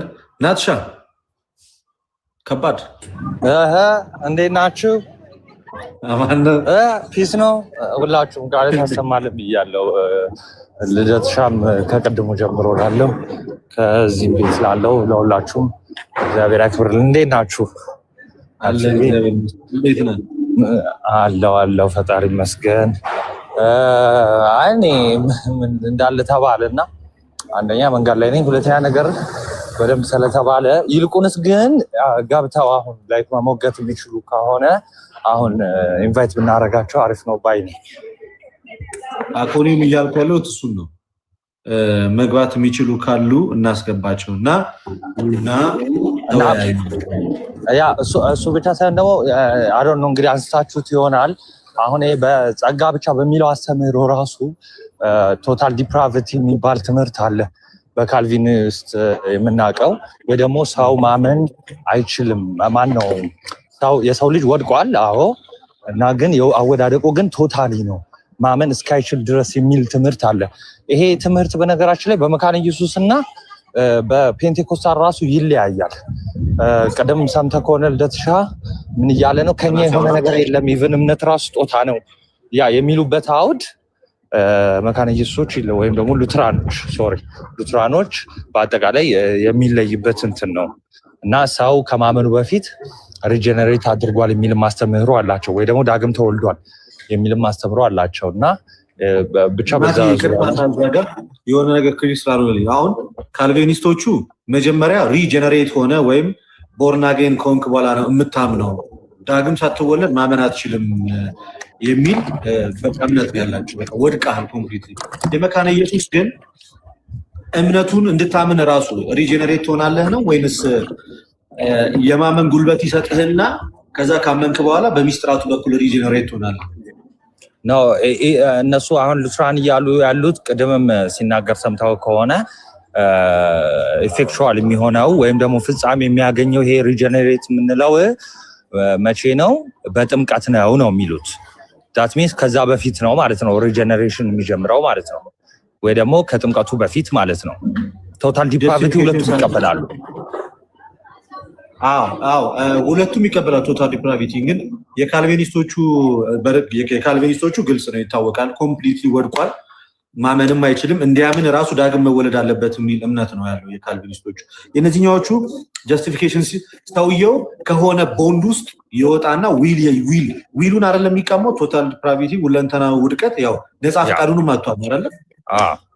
ነፃ ፈቃዱን ካታ በጀስቲፋይድ ሲሆን ወይ ሲያጸድቀው ያለ ስራው ሲያጸድቀው ኮንቲኒየስሊ አንደኛ ፈቃዱን እንዲያገኝ ያደርገዋል። ከዛ ዊሉን ተጠቅሞ ያምናል። ከዛ በዊሉ ልክ በሚያምን ሰዓት ላይ ደግሞ ኮንቲኒየስሊ ወደ ሳክራመንቶቹ ይገባል አይነት ነገር ነው። ግን እንዲያምን የሚያደርገው ግን በራሱ ፈቃድ ሳይሆን አስቀድሞ እንዲያምን የሚያደርጉ ነገሮች ተሰጥተውት ነው። ያ ትክክል። በራሱ ዋናው ፖይንት አሁን ምንድነው እንዲያምን የሚያደርገው ምንድነው? በራሱ ፈቃድ ሰውየው ማመን የሚችል ሆኖ አይደለም ነው በሁለቱም ሳይድ ያለው ማለት ነው። አሁን ዞሮ ልዩነቱ ምንድነው? ምን ጋር ነው ለየት የሚያደርጉት? አሁን ቅድምም ሲናገር በእነሱ ማስተምሮ በሉትራንም ኤፌክቲቭ የሚሆነው በጥምቀት ነው አሁን ቴምፖራል ወይም ደግሞ ይሄ ጊዜ በጊዜ እንትን ያለ ሳይሆን ኢፌክቲቭ የሚሆነው ምንድነው በጥምቀት ነው እየተወራ ያለው ቴምፖራል ስላልሆነ ማለት ነው ብለው ነው የሚያምኑት ማለት ነው። ግን ዞሮ ዞሮ ሁለቱም ቶታል ዲፕራቪቲ ይሄ ካልቪኒስትና ሉትራን ቶታል ዲፕራቪቲን እንደሚቀበሉት ፔንቴኮስታሎች አይቀበሉም። ያ ማለት ኤፍሬም እና ኤፍሬም በዚህ እንኳን የተሻለ ነገር አላቸው ከነሱ አንጻር ሲታይ ማለት ነው።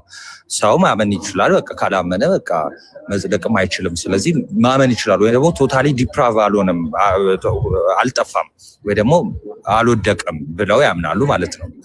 እነዚህኞቹ ግን ቶታሊ ነው የሚል አስተምሮ አላቸው። ኦኬ ኦልሞስት ካልቪኒስቶች እና ሉትራንስ ቶታል ዲፕራቪቲ የሚለው በዚህ ተመሳሳይ ናቸው። ያ ነፃ ፍቃድ የሚባል ነገር የለም፣ እንድታምን ነው የምትደረገው ነው። ዞሮ ዞሮ ኦልሞስት ያው ነው ያው አስጠሊታ ነገር ነው። እንትን ሲጠቅሱ ራሱ ለምሳሌ ኤፌሶን 2ን ጠቅሰው ሁልጊዜ በጸጋው ድናችኋል ይላል። ይሄው በጸጋው ይላሉ እና ያችን ጥቅስ ራሱ ተርጉም ብትላቸው አንድ ካልቪኒስት ሲተረጉም እና አንድ ፔንቴኮስታል ሲተረጉም የተለያየ ነው። ካልቪኒስቱ ሲተረጉም ጸጋው በእምነት አድኗችኋል አይደል የሚለው ጸጋው ራሱ ከእምነት አስቀድሞ እንድታምን ተደርገ ምናምን ነው መጀመሪያ ማለት ነው እንጂ በራስ አምና አይደለም። ካልቪን ማነው ፔንቴኮስታሉ ሲተረጉም ግን ታምናለህ በራስ ከዛን ጸጋው በእምነት በኩል ያድናል የሚለው። በነዛ ግን እምነቱ የሚሰጥ ነው። አስቀድሞ ሞታል፣ ማመን አትችልም። ስለዚህ እንድታምን ያደርጋል ነው። ኢሪዚስቲብል ግሬስ መቋቋም ማትችለው ጸጋ በግድ ይሰጣል። ፍቃድ ምናምን የለም። አስቀድሞ ደግሞ መወሰን አለብህ ለራስ ማለት ለድህነት አስቀድሞ መወሰን አለብህ። በጣም የሚያስገርመኝ ደግሞ ደብልና ሲንግል ይላሉ ማለት ነው። ደብልና ሲንግሉ መጨረሻው አንድ ነው፣ ግን ለምን ከፋፍለው መከራቸው እንደማየው አላውቅም። አስቱራን እኮ ለማጥፋት እኮ ደብሉ ላይ ይቅርታ አቋረጥኩ ሲኦል የሚገባውም ተመርጧል የምትለዋን ለማጥፋት ሉትራኖቹ ሲንግሏን ያምናሉ።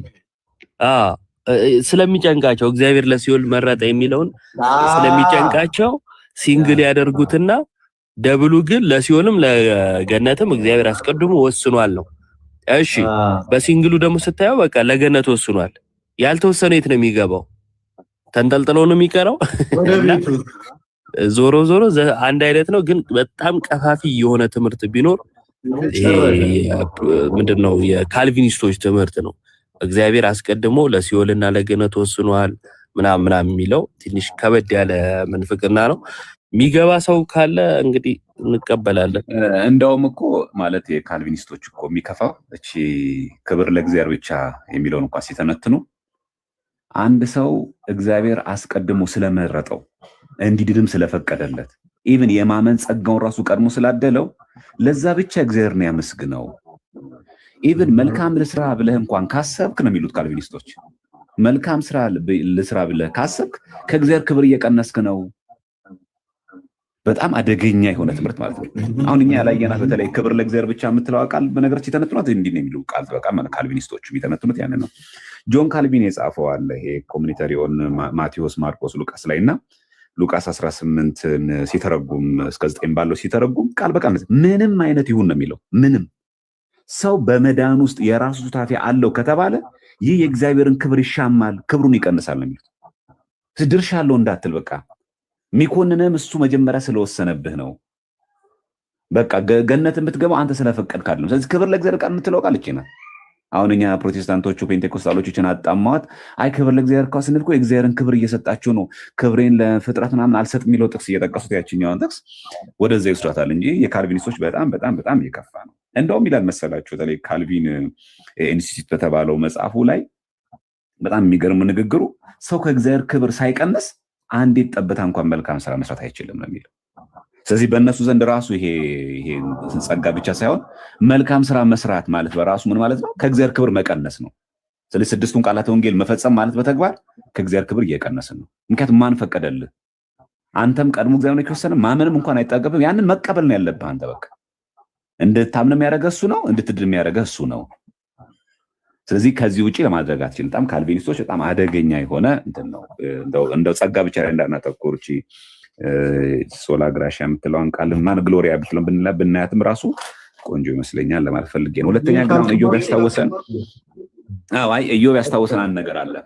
በተለይ አሁን ይሄ እንደዚህ ወንድሞች እንደዚህ ያሉ ይሄ ወንድም እንደዚህ ያለ ብሎ አሁን ቅድም ሲያሳየ ነበረው ቤተክርስቲያን እኮ አለች።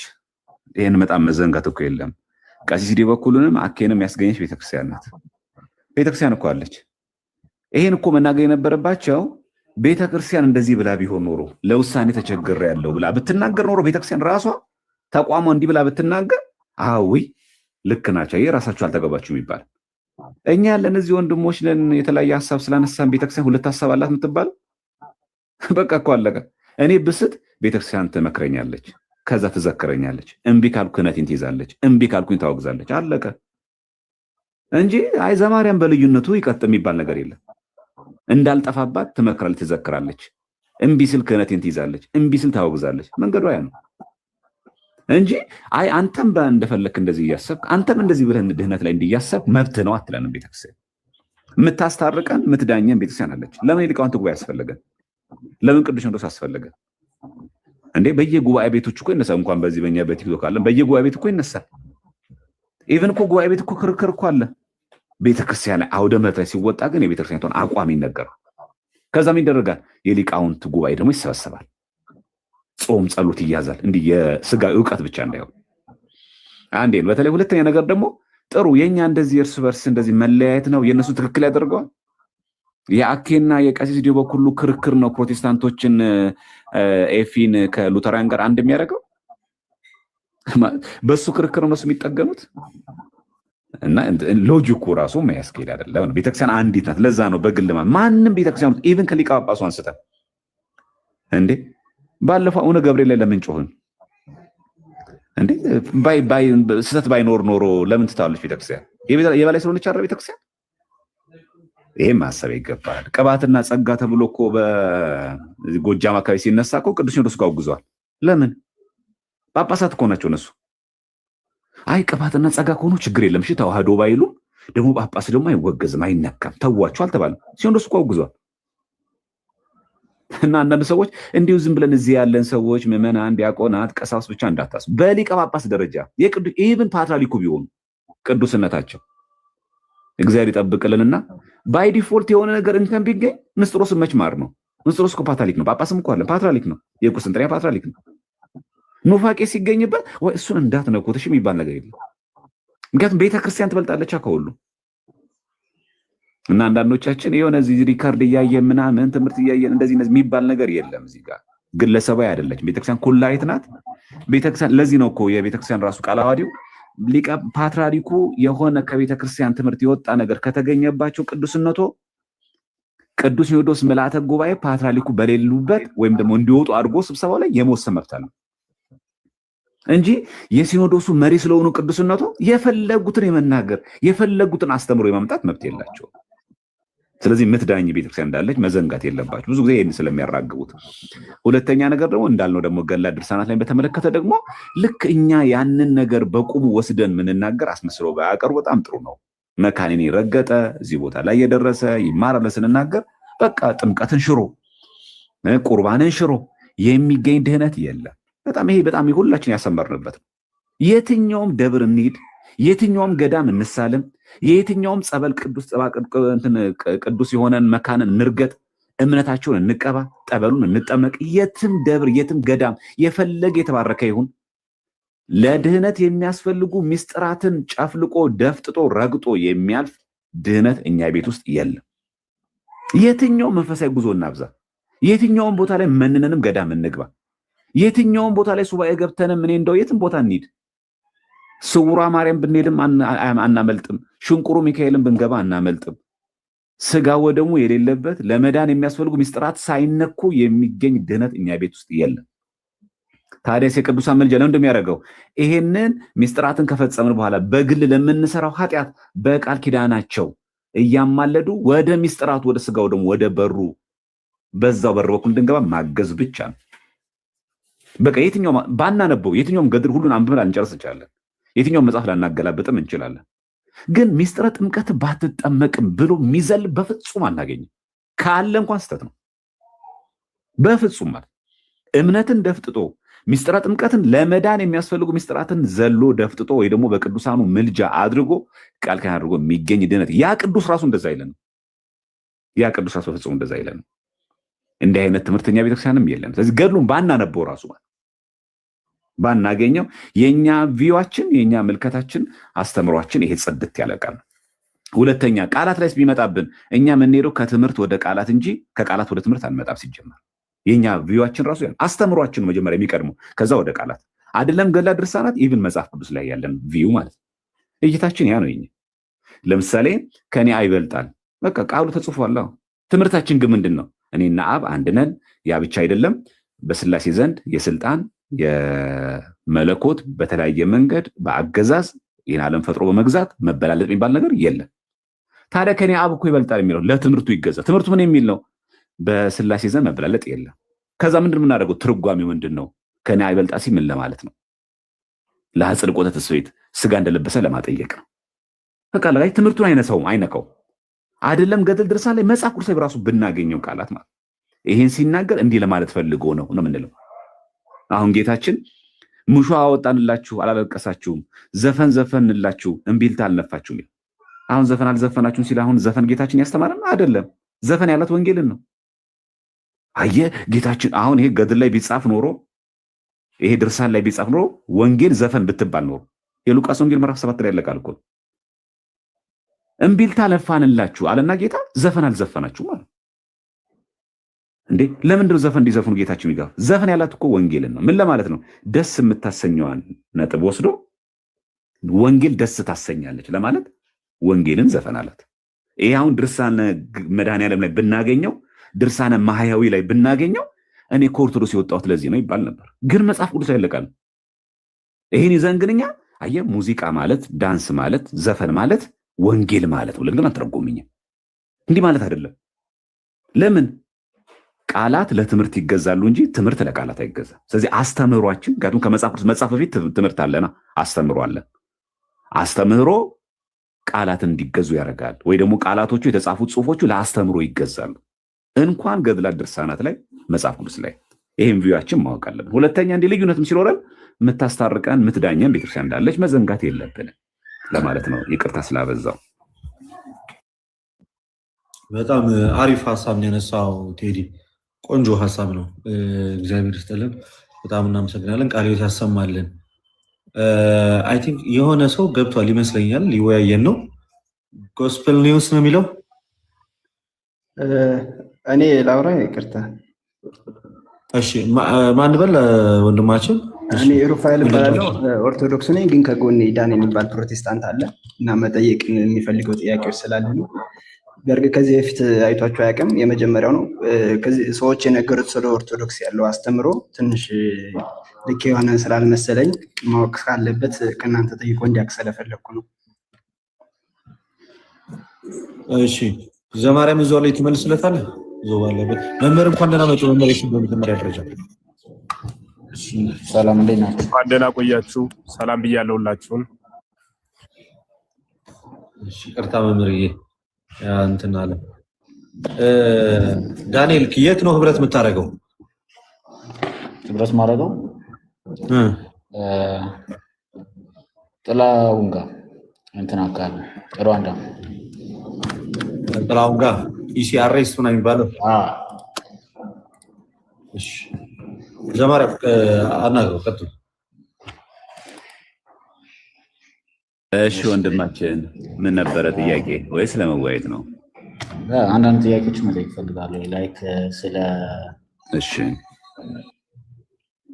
ስለ ጥምቀት ያለውን አውዶሎጂ ማለት አሁን ለምሳሌ በየቦታው ሄዶ ተጠምቆ ይድናል ምናምን መንፈሱ የሚታዘዝበት መንገድ አለ ላይክ በማርያም ስም በእንትና ስም ምናምን የሚባለው ነገር ግን ክርስቶስ ደግሞ ያዘዛቸው መንገድ አለ አይደለ?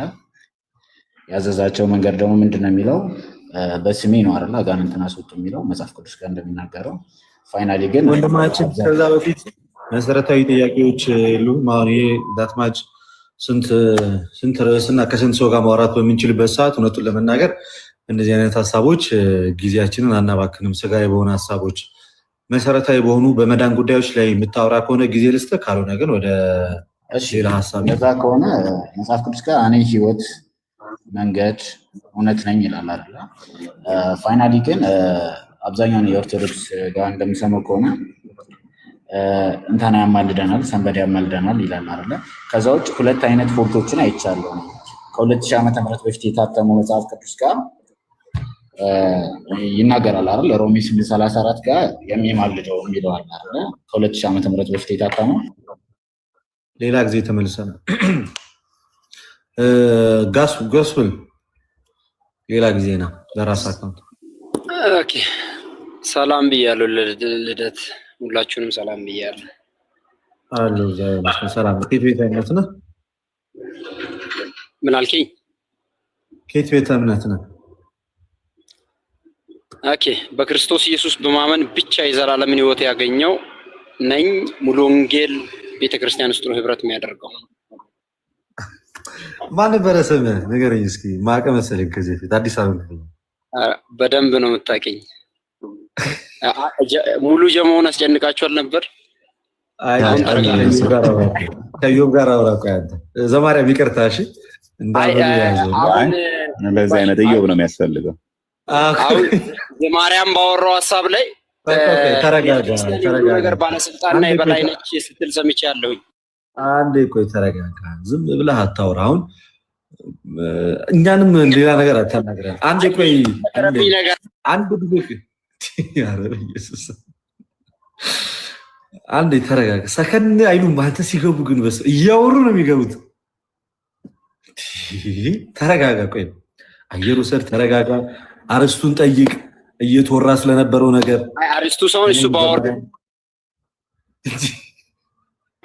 ባወራው ላይ ጥያቄ አለኝ። አረ አደምጥም ልደትሽ አስታውስኮ ተሳርቦ ምናምን የሚወድ ልጅ ገባኝ አውጣ ትንሽ አድምጥ እስኪ።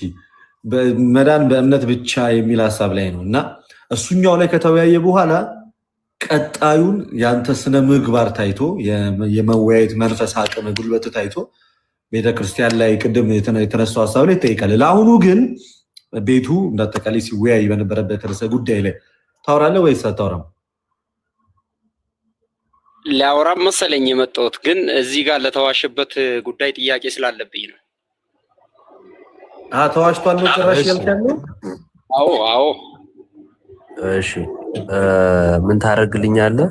የተዋሸውን ውሸት ማስረጃ ትከፍትና ትልቁ ላይ ላድርጋ እንዴ ውሸቱን በማስረጃ አፍርስና እኛም እንማር። ማስረጃን ክፈት፣ ከዛ ውሸቱን አጋልጥ። እንዳትጠይቅሽ ጥያቄ አይደለም የፈቀድኩት። ላውራና ማስረጃውን ላምጣ። ማስረጃ አንጣና ታወራለህ። ግን ይሄ ሁሉ መምህራን ተሰብስባቸው ይሄ ሁሉ ማስረጃ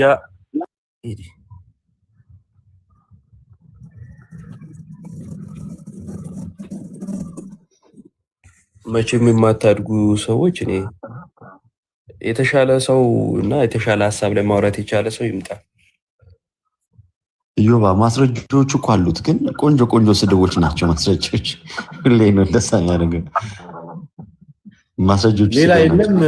ይሄ ተሳዳቢ ሰዎችን ባትልኩብን ደስ ይለናል። ሌላ የለም።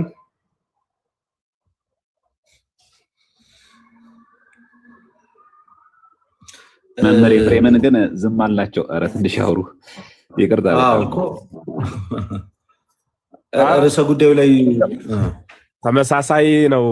ሁላችሁን ዲያቆን ዘማርያም፣ ልደተ ቃል፣ አዳም ባሮክ፣ ኢዮብ፣ ዲያቆን መኩ ሁላችሁን ሰላም ብያለሁ። ላይምታችሁም ያላችሁት ተመሳሳይ ስለሆነ ሐሳባችን እንደ ፕሮቴስታንቱ እኔ እንደዚህ ነው ማምን እኔ እንደዚህ ነው ማምን የሚባል ትምህርት የለንም በእኛ ዘንድ። አንዱ የሚናገረው ሁላችን የሚወክል ነው። ስተት የሆነ ሐሳብ ካለው ደግሞ እያረምን ነው ምንቀጥልና በደንብ ረጅም ሰዓት አልሰማሁም። ባለፈ ግን ሐሳቡን አነስተነው ነበረ። በተለይ ይሄ እግዚአብሔር ፍጥረትን ከመፍጠሩ በፊት ቅድመ ውሳኔ ሰጥቷል ብሎ መናገር ዕውቀትና ብያኔ የተምታታባቸው ሰዎች ያመረቱት ሐሳብ ነው። ሐሳቡን ማምረታቸው ሳይሆን ያመረቱት ሐሳብ ሃይማኖት ሆኖ መቀጠሉ ግን ያሳዝናል። እግዚአብሔር ስንት ሰው መንግስተ ሰማያት እንደሚገባ፣ ስንት ሰው እንደሚፈረድበት፣ ስንት ሰው እንደሚፈረድለት ያውቃል። አወቀ ማለት ግን በየነ፣ ፈረደ፣ ወሰነ ማለት አይደለም። እኔ እንደምጸድቅ እንደማልጸድቅ ፍጻሜን ያውቃል እንጂ እኔን ስወለድ እንዳልጸድቅ አድርጎ ፈጠረ አይባልም። ነገረ ሃይማኖትን፣ ነገረ ድህነትን፣ ህገ ብሉይ፣ ህገ ሐዲስ እያንዳንዱ በቤተ ክርስቲያን ውስጥ የተጻፉት ወይም ለሰው ልጆች መመሪያ የተሰጡት መጻሕፍት በጠቅላላ በዚህ አስተምሮ ውድቅ ነው የሚሆኑት። ለምን ካላችሁኝ ምጽአተ ክርስቶስ በራሱ እኮ ኪሳራ ነው። በእነሱ አስተምህሮ ሰው ሲፈጠር ሲወለድ ሞቱና ድህነቱ በብያኔ ወይም በውሳኔ የተጠናቀቀ ከሆነ ያ ሰው ወልደ እግዚአብሔር ኢየሱስ ክርስቶስ መጥቶ ከሰማይ መውረዱ ከድንግል መወለዱ ይጸድቅ ዘንድ ለተገባው ጸዳቂ ደግሞ መኮነን ለተፈረደበት ተኮናኝ ከሆነ ምጽአተ ክርስቶስ ግብሩ ምንድነው? በመምጣቱስ ሰው ያገኘው አገልግሎት ምንድነው? ምክንያቱም አስቀድሞ ሐሳቡ በተነሳው ልክ እንዲያው ሃይማኖት አድርገው ከያዙት እግዚአብሔር ቅድመ ብያኔ ወይም ውሳኔ ሰጥቷል ብለው ከተናገሩ እመታፈቅሩን ይቀቡ ትእዛዜ ማለቱ ምን ማለቱ ነው? የምትወዱ ከሆነ ትእዛዜን ጠብቁ ማለቱ ትእዛዙን መጠበቅ እንዲያው ግሩም ነው። ኃጢአተኛው እንዲጸድቅ ጻድቁም ኃጥ እንዲሆን እንደሚሆን ሕጉን ካልፈጸመ እስከ መጨረሻው ካልጸና ማያገለግል ከሆነ ይፈቅድ እግዚአብሔር ሞቶ ለኃጥ አላ ግባቱ ወተመይጦቱ ሀቢሁ ሚለው ሕዝቅኤል 38 ላይ እግዚአብሔር የኃጢአተኛ ሰው ሞቱን አይወድም ወደ እርሱ መመለሱን እንጂ ይላል። እንዲህ ካለ የኃጢአተኛ ሰው ሞት እግዚአብሔር የማይወድ ከሆነ ኃጢአተኛው ይጸድቅ ዘንድ እግዚአብሔር ይወዳል ማለት ነው። ከሆነ መመለስ የሚባል የለም አንድ የተወስኖ ባህል ማለት ኮናኒ በጽድቅ ፈታሂ በርት የሚባለው እግዚአብሔርን እንዲያመባሉን የሚያጠፋ ለሰው ለሚባለው ፍጥረት ነፃ ፈቃድን የነሳ አምላክ አድርጎ ማየትና በእግዚአብሔር ላይ ማመጽ ነው። በነገራችን ላይ እግዚአብሔር መክሰስ ነው። አንድ ሰው ኃጢአት እየሰራ እንደፈለገ የሆነ ነገ ገሃነም ቢገባ ገሃነም ያስገባኝ ክፋቴና ኃጢአቴ ሳይሆን እግዚአብሔር ለገሃነም ስለፈጠረኝ ነው ብሎ እግዚአብሔርን መውቀስ ነው። እንዲህ ከሆነ እኮ በእውነት ይሄ እምነት እንኳን ይቅርና ለሃይማኖት ለመንግስት በራሱ ስጋት ነው። ምክንያቱም ይገላል፣ ይዘርፋል፣ ይዘሙታል እንደፈለገ እየኖረ ለምን ሲሉት እግዚአብሔር እንዲህ እንድኖር ነው የፈጠረኝ ብሎ ግብረ መልስ የሚሰጥ አደረጃጀት እኮ ነው ይሄ። ያ ሰው መዘሞትን ያላቆመው እግዚአብሔር ይዘሙት ዘንድ ስለፈጠረኝ ነው ይላል። ሰብለ እከዩ ሃይማኖት ያለብሳ ማለት ይሄ ነው። ሰው ለክፋቱ ጥቅስ ይጠቅሳል ማለት ይሄ ነውና እኔ ቀደም ሲል በሶስተኛው ምዕተ ዓመት የነበሩ መናፍቃን በሐሳብ ደረጃ ዘውት ነበረ። ያ እየተወለደ ያደገ ሰፍቶ ዛሬ ላይ ደግሞ በሃይማኖት በተቋም ደረጃ ሲቀመጥ ጅል የተከለው አንድ ጅል ተቀምጦ የሰቀለውን ብዙ ብልህ ቁሞ ያወርደውም ይባላልና ሕግ አድርገው ይዘውት ሲጓዙ ያሳፍራል ያሳዝንማልና አረገ ወይን ተተከለ በኢየሩሳሌም አረገወይን ክርስቶስ በኢየሩሳሌም ተተከለ። አህዛብ ነሱ ጽጌረዳ ክርስቶስን አህዛብ ማለት በዙሪያው ያሉ ክርስቶስን የማያውቁት ጽጌረዳ የተባለ ቅዱስ ሥጋውን ክቡር ደሙን ተቀበሉ። አንድም በስሙ አመኑ።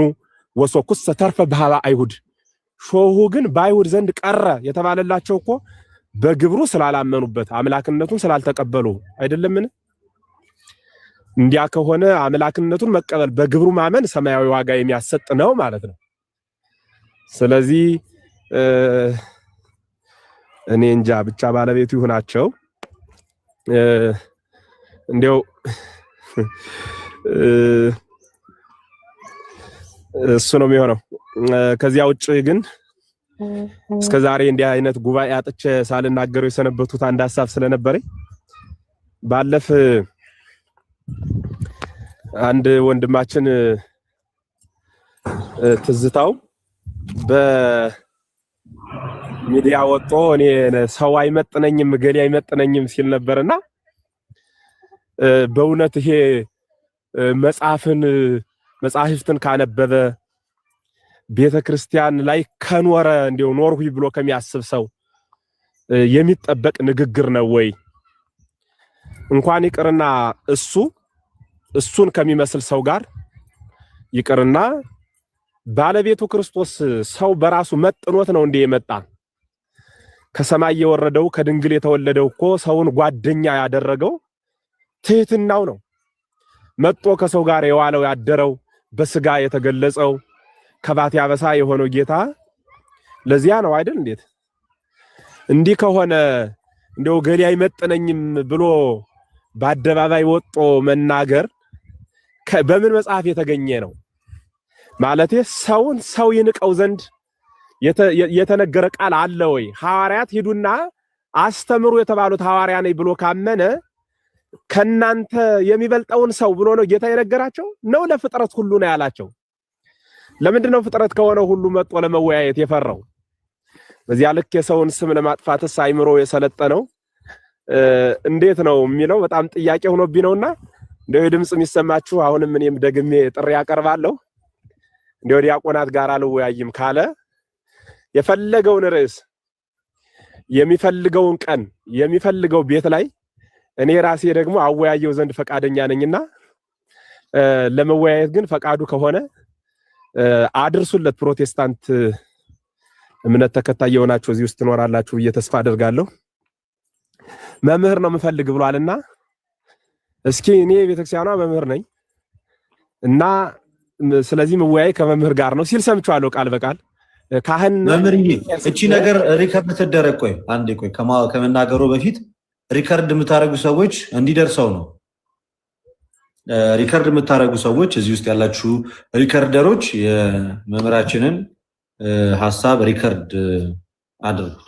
ቀጥሉ። መምህር ግሩም። አይ ምን ለማለት ፈልጌ ነው ወንድማችን ትዝታው እንወያይ አማናዊ የሆነውን ትምህርት የጋራ እናድርግ የሚል ሐሳብ ተነስቶ ስለነበረ ለዚያ ግብረ መልስ የሰጠው ሰው አይመጥነኝ የሚል ሐሳብ ሰጥቷልና እግዚአብሔር ያከበረው ባሪያ በአምሳሉ የፈጠረው የሰው ልጅ ሰው አይመጥነኝም አይባልም። ሰው ሁሉ ለሰው መጠኑ ነውና ዕውቀትን በተመለከተ እኔ መምህር እኔ ካህን ስለሆንኩ ከኔ ጋር መወያየት የሚችሉ መምህር ካህን የሚባሉ ሰዎች ናቸው ብሏልና ሐሳቡን ለመቀበል ያክል ውይይቱ እንደዚህ ሰው በመቀያየር መቅረት ስለማይችል ከሚፈልገው ሰው ጋር ገሌን ብቻ ብሎ ማይመጡትን ሰዎች ለሚዲያ በጣም ረጅም ሰዓት ቅርብ ያልሆኑትን ነው ሲጠቅስ የሰማሁት።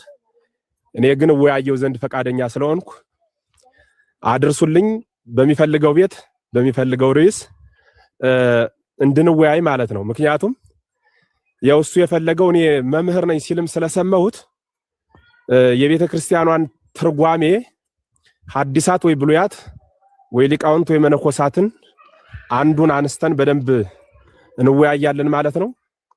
ስለዚህ ያው መምህር ደግሞ ይተረጉማል ያመሰጥርማልና እየተረጎመ ያመሰጠረ በደንብ እንዲያብራራልኝ እኔም ጥያቄ ይኖረኛል፣ እሱም ይጠይቅ። በዚያ ልክ እንድንወያይ ለማለት ነውና ሰው ግን የሚናቅ ፍጥረት አይደለም፣ የከበረ ፍጥረት ነው። ኦርቶዶክሳውያን እግዚአብሔር ምስክሬ ነው። በዚህ የዓለም አደባባይ ሐቅ ነው ሁላችሁም ታዩት። ማንንም ንቀን ውጣ አንተ አትመጥንም አንተ እኔ ጋር አታወራም ብለን አናውቅም። ከትንሹም ከትልቁም ጋር ነው ብሉይ ሐዲስ ሊቃውንት መነኮሳት ትርጓሜ መምህራን የሆኑት ሁሉም ይወያዩ። ወንድሞቻችንም ቁጭ ብለው ትልቁንም ትንሹንም ነው የሚያወያዩና ገሌ አይመጥነኝም እኔ የምመጥነው ቤተ ጉባኤ በኩል ባለፉት ሰዎች ነው ብሎ ሲናገር ስለሰማሁት መምህራኑም እናወያየው ዘንድ ፈቃደኛ ነን እኔ በግሌ ማለት ነው። መልእክቱ እንዲደርስ ለማለት ነውና አመሰግናለሁ። እግዚአብሔር ያክብርልኝ።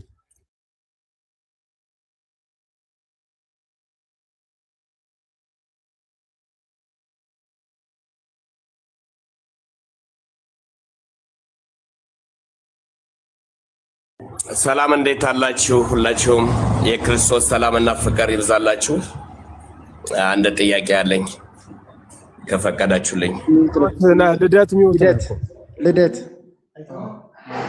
ስንት ነገር እንዳወራውኝ እኮ መምህር ቃልዮት ያሰማል። እናመሰግናለን። ከልብ እናመሰግናለን። እውነቱን ለመናገር ወንድማችን ዲያቆን ዘማርያም አንደኛ ክህነት ያለው ነው፣ ሁለተኛ መምህር ነው። አይደለም ለሱ አለ ለምትሉ ቴዎሎጂያን በፕሮቴስታንት ለነሱ እንኳን ብቁ ሆኖ የትኛውን ቦታ ላይ ሄዶ መወያየት የሚችል ሰው ነው። እንደውም ዘማርያም አይመጥንም፣ ትዝታው መምህር እርሱም አይመጥኑትም።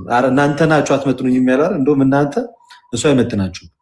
የትኛው የቴዎሎጂ ዘማሪ እኮ ነው፣ አዝማሪ ዘማሪ ነበር የነበረው እንጂ የትኛው የቴዎሎጂ ምሩቅ ሆኖ ነው? የትኛው የቴዎሎጂ ትምህርት አልፎ ነው? መቼስ ሲጠቅስ ሰምተነው እናውቃለን? ከየትኛው የቤተክርስቲያን አባት ጠቅሶ አመስጥሮ ሲያስተምር ሰምተነው እናውቃለን? ማይ ጋድ በጣም ያሳዝናል። ይሁን ለማንኛውም እግዚአብሔር እንደፈቀደ ይሁን። ግን ወንድማችን ዘማርያም እጅግ እናመሰግናለን፣ ኩራታችን ነህ።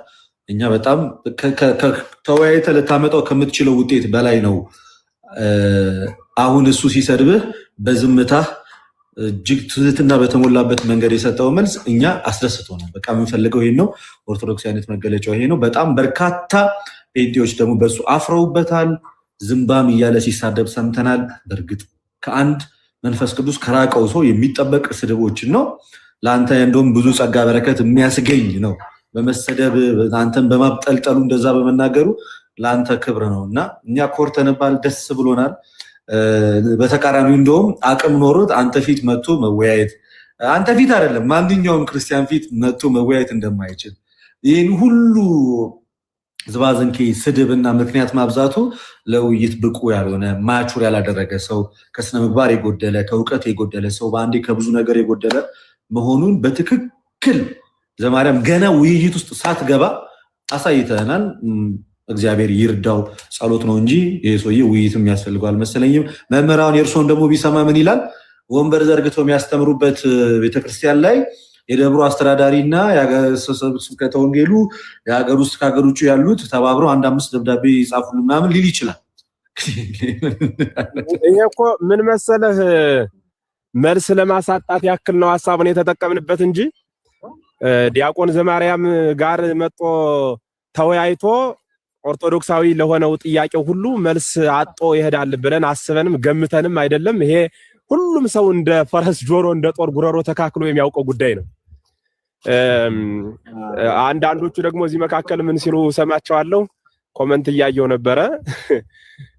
ገሌ አይመጥነኝም ያለ አስቀድሞ ዲያቆን ዘማርያም ነው። ዲያቆን ዘማርያም ሰው አይመጥነኝም አይልም፣ እንደማይል እርግጠኛ ነኝ ብሎ እንኳን ከሆነ የሚል ምናልባት አንዳንድ ጊዜ ምላስና ጆሮአቸው አንድ ላይ የተጣበቀባቸው ዝም ብለው ተሳድበው መሄድ የሚፈልጉ መናገር ብቻ እንጂ መስማት የማይፈልጉ ግለሰቦች ሲከሰቱ፣ ለምሳሌ እኔ አሁን ከቀለሜ ጋር ተወያይ ብትሉ አልወያይም። ለምንድን ነው የማልወያይ ካላችሁኝ፣ አንድም ደቂቃ አይሰማም። አንድ ሰዓት አውርቶ እንኳን አይጠግብም። ከዚያ በኋላ ደግሞ ይሳደባል፣ ይሮጣል። ይሄ ስለሆነ ከዚህ ሰው ጋር አልወያይም ማለት ናቁት ማለት ግን አይደለም። መስማት ስለማይችል ነው እንጂ ቢሰማ እንደምንግባባ እርግጠኛ ነኝ። ስለዚህ አሁን ይሄ ሰው አልመጣም ወደዚህ እምመጣው ቤተ ክህነት ይሄ በቤተ ጉባኤ በኩል ያሉ ሰዎች ብሎ ከሆነ ሐሳብ ያነሳው፣ እስኪ ደግሞ እኛ የምናወያየው ነው። ከሐሳቡ ጋር ለመሄድ ነው ይሄንን ሐሳብ የተጠቀሙት እንጂ አይ እንዲያው ዲያቆን ዘማርያም ሲባል እንዲያው ዲያቆን የሚለው ስሙ እሱ መምህር ነኝ ስላለ እኛ መምህር ከምንባለው ጋር እስኪ ይምጣ ነው። ገብቷችኋል ምስጢሩ? እንጂ እኮ እንግዲህ ሲለካማ ማኔት የጨልፋሬስ እኮ ነው። በደንብ እናውቃለን እኮ ቤተክርስቲያንን ያወቀ ክርስቶስን ያወቀ መምህር ነው የሚል ከቤተክርስቲያን አይወጣም። እዚያው ቤቱ ላይ ሆኖ ይሰራል እንጂ አቅሙን። ስለዚህ እሱ ስለሆነ ምን ለማለት ፈልጌ ነው፣ በዋናነት ሐሳቤን ከተረዳችሁኝ እሱ ነው በቃ። እኛ ገብቶናል መምህር፣ ሐሳቡ ገብቶናል። ምክንያት ለማሳጣት ነው። ምክንያቱም አሁን እንግዲህ በዘማርያም ላይ እኮ ያነሳው ምክንያት አሳማኝ ምክንያት አይደለም እኮ። 4 አይና መሆን አለበት ዘማርያም።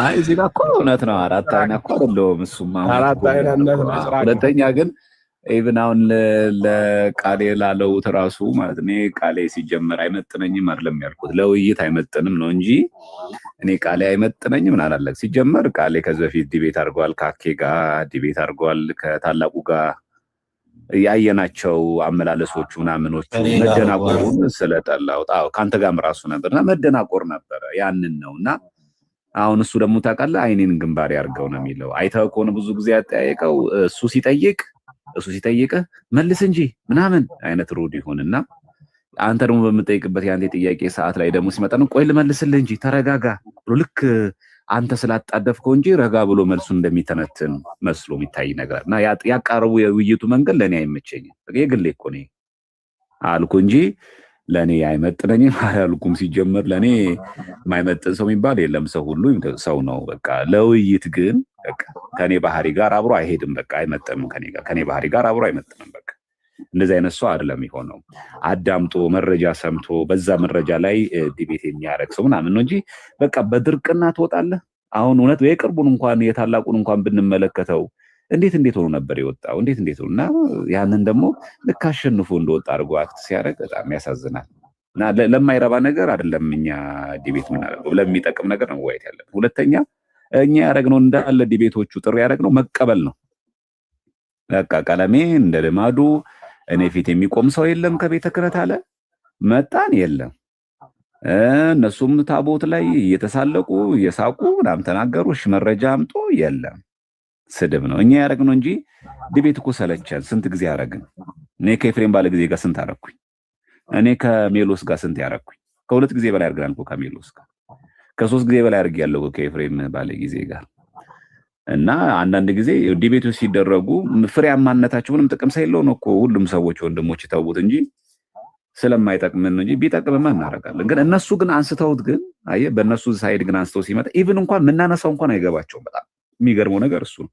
እኔ እኮ ያነሳሁት አምስቱን ሶላዎች ገድላት ድርሳናትን ሳይጠቅሱ ማንሳት አይችሉም። በቃ ገድላት ድርሳናት ሳትወሸቁ እስቲ እነዚህን አምስቱን ሶላዎች ማሳየት የምትችሉት ብዬ ሳቀርብ ይሄንን ቃሌ ገልብጦት እስቲ የእናንተ ገድላት ደግሞ ላሳያችሁ ነው። እኔ መች እንደዛ አልኩኝ። የእኛን ገድላት ድርሳናትማ ቀለም ያለ አይደለ? ስራው ውሎ ሁሉ ነገር ይሄን በመተቸት በዚህ ጊፍትና በዚህ ኑሮ የሚኖር ሰው አለ አይደለ? እሱን እኛ መች አነሳል።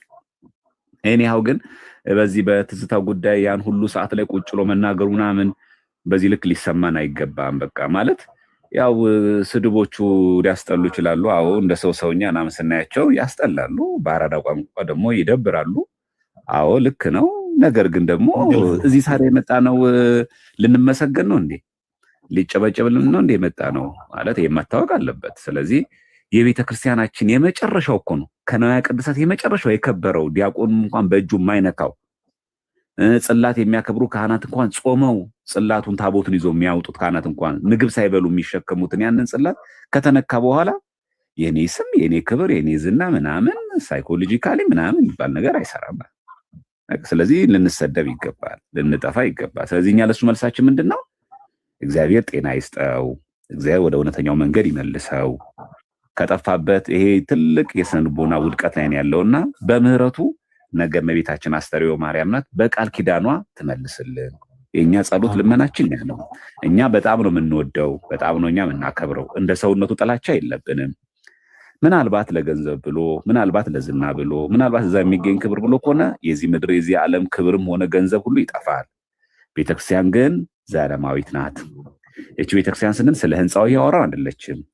እቺ ቤተክርስቲያን የቅዱሳን ሰማዕታት እና በህይወት ያለን እኛ ክርስቲያኖች ህብረት ስለሆነች የዚች ደግሞ ራሷ ክርስቶስ ስለሆነ ከዚህ ክርስቶስ ራስ ስለተቆረጥክ ከሱ አካልም ስለተለየ ወደዚህ አካል እንድትመጣ ልመናችን ጸሎታችን ነው። እና እግዚአብሔር ይጠብቅ፣ ከክፉ ያርቅ፣ አንደበትን ይቆጣጠርልህ፣ ወደ ቤቱም ደግሞ ይመልስልህ። የኛ ጸሎታችን ልመናችን ይሄ ነው ባጭሩ። እግዚአብሔር ያክብርልኝ። እናመሰግናለን። ነገር ለማስታወስ ያህል ነው። ማነው ትዝታውን ቢሆን ዲቤት ጠርቶ ነው ካስታወሳችሁ። ማነው እሸቱ ጋር መምህራን እየመጡ ያስተምሩ ነበርና ዶንኪ ቲዩብ ላይ ማለት ነው። ከዛን መጥቶ የሚወያየኝ የሚል ጥሪ አቅርቦ ነበር። እሱም ሌሎቹም አብረው ካረሱት በቀር ማለት ነው።